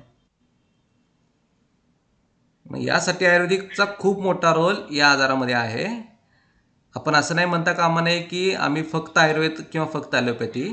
आपण ॲलोपॅथी, आयुर्वेद, अध्यात्म या सगळ्या गोष्टींचा, स्पिरिच्युअलिटी या सगळ्या गोष्टींचा वापर करून आत्ताच्या करंट सिनारिओमध्ये सगळ्यात जास्त चांगलं सोल्युशन पेशंटला देऊ शकतो. म्हणजे यामध्ये ॲलोपॅथी आयुर्वेद हा वाद असायलाच नाही पाहिजे. जे ॲलोपॅथीला जमत आहे ते ॲलोपॅथीकडनं करून घ्या, जे ॲलोपॅथीला जमत नाही ते आपण करा. या कंडिशनमध्ये ॲलोपॅथीला काय जमत नाही? फुफ्फुसांमधला निमोनिया कमी करायला जात नाही, कफ काढून टाकायला जमत नाही. ॲलोपॅथीला काय जमत नाही? ऑर्गन प्रोटेक्शन जमत नाही. ह्या गोष्टी आपण करू शकतो, अतिशय चांगल्या होतात. ॲलोपॅथीला काय करता येत नाही? इम्युन रिस्पॉन्स चेंज करता येत नाही, आपल्याला येतो.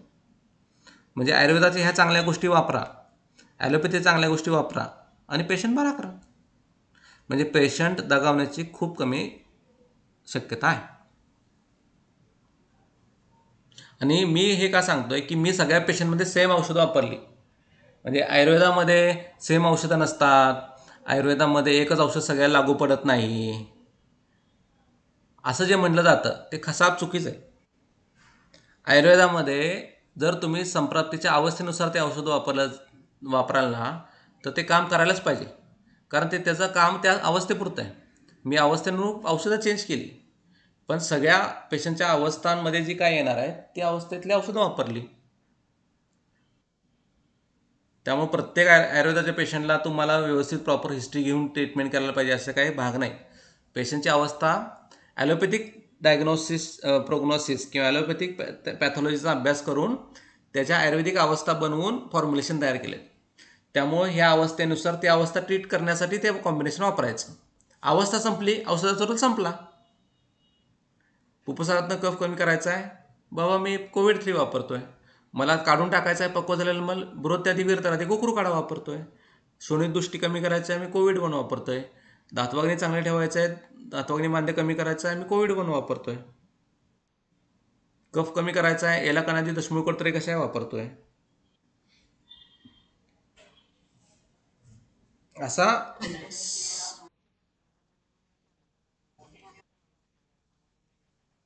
साधारणपणे आपण एक 10 ते 15 दिवसांचा विषय आहे औषधांचा, आणि औषधांचा ऑलमोस्ट खर्च 3 ते 4 हजार रुपये मॅक्स टू मॅक्स जातो. 15 दिवसांचा औषधांचा खर्च. हो, 3 ते 4 हजार रुपयेपर्यंत औषधांची कॉस्ट जाते. त्याच्यापेक्षा काही खूप मोठं होत नाही. पेशंटला काय करायचं आहे, मी तुम्हाला सांगितलं ह्या पेशंटमध्ये end to end patient treat केलेलं सांगितलं. एंड टू एंड त्याचा विचार सांगितला.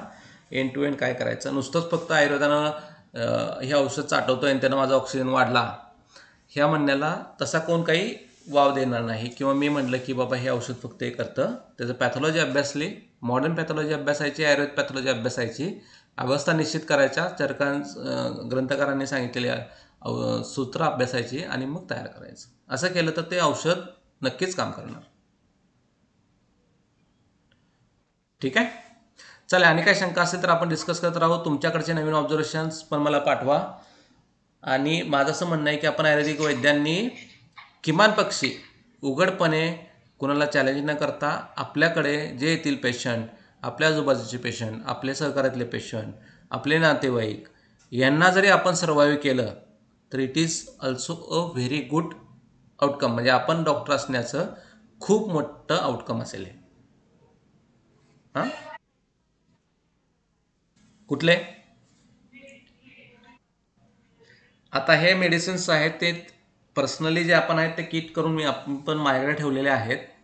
आपण आपल्या स्टाफला सांगितले की बाबा कोणाला कोविड पॉझिटिव्ह आलं तर आपण ट्रीटमेंट करायचे आहे, किंवा काय झालं तर कोणाचे नातेवाईक झालं तर सांगा. त्यामुळे आपण आपल्या वेअर हाऊसमध्ये किंवा आपल्या स्टॉकला इथे ठेवलेले आहेत मेडिसिन्स.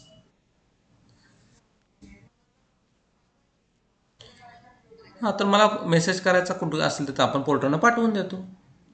2 तासात पोहोचतात. पेशंट पॉझिटिव्ह आलं तर त्याला देऊ शकतो. आपण हे का आता डिस्कशन करतोय, आपला स्टाफ आहे, आपण पेशंट ट्रीट करतोय, आपल्या घरातले लोक आहेत, या सगळ्यांच्या अनुषंगानं जर कुठला पेशंट आपल्या जवळचा बाधित झाला तर आपण पेशंटला वाचवू शकलो पाहिजे. जर आपण वाचू शकतो तर आपण का नाही वाचवायचं? हां, आणि यातला काय विषय आहे, ह्या ट्रीटमेंट प्रोटोकॉल्स फॉलो करा. मी सगळ्या पेशंटमध्ये सेम ट्रीटमेंट प्रोटोकॉल फॉलो केले, सेम मेडिसिन्स दिली. आता माझ्याकडे एक 25 पेशंटचा डेटा आहे. 25 पेशंटमध्ये मी सेम वापरलेत आणि सेम रिझल्ट आले. काही पेशंट होम आयसोलेशनमध्ये होते, काही पेशंट हॉस्पिटलाइज होते, काही पेशंट ॲलोपॅथिक ट्रीटमेंटबरोबर आपल्या ट्रीटमेंट घेतलेले आहेत, काही पेशंट गंभीर अवस्थेतले ॲलोपॅथिक ट्रीटमेंट आपल्यावर घेतलेले आहेत. सगळ्या कंडिशनमध्ये औषधं आपण ही वापरली आणि सगळ्या कंडिशनमध्ये आपल्याला रिझल्ट चांगले आले. पेशंटला मात्र कंटिन्यू फॉलोअप लागतं, कंटिन्यू मॉनिटर लागतं, पेशंटला कंटिन्यू टचमध्ये लागतं. जोपर्यंत तो पेशंट गंभीर अवस्थेतनं बाहेर येत नाही तोपर्यंत त्या पेशंटला कंटिन्यू फॉलोअपमध्ये ठेवायला लागतं. हे महत्त्वाचं. आणि ज्यावेळी तो कंटिन्युअली बाहेर येतो, आउट येतो, त्यावेळी आपण थोडंसं लक्ष कमी करू शकतो. त्यामुळे जो पण पेशंट स्टेबल होणार नाही 5-7 दिवस, तोपर्यंत तो पेशंट फॉलो करत राहायचा. एकदा स्टेबल झाला, बाहेर आला की मग काय होत नाही पेशंटला. ठीक आहे, चालेल. मग अशा पद्धतीने आपण करू. तुमचे अनुभव शेअर करा. ओके, आणि आपण एक चांगलं कॉन्ट्रीब्युशन सोसायटीसाठी करूया आणि याचा फायदा करू. ठीक आहे, चलो थांबूया मग आपण. Okay okay.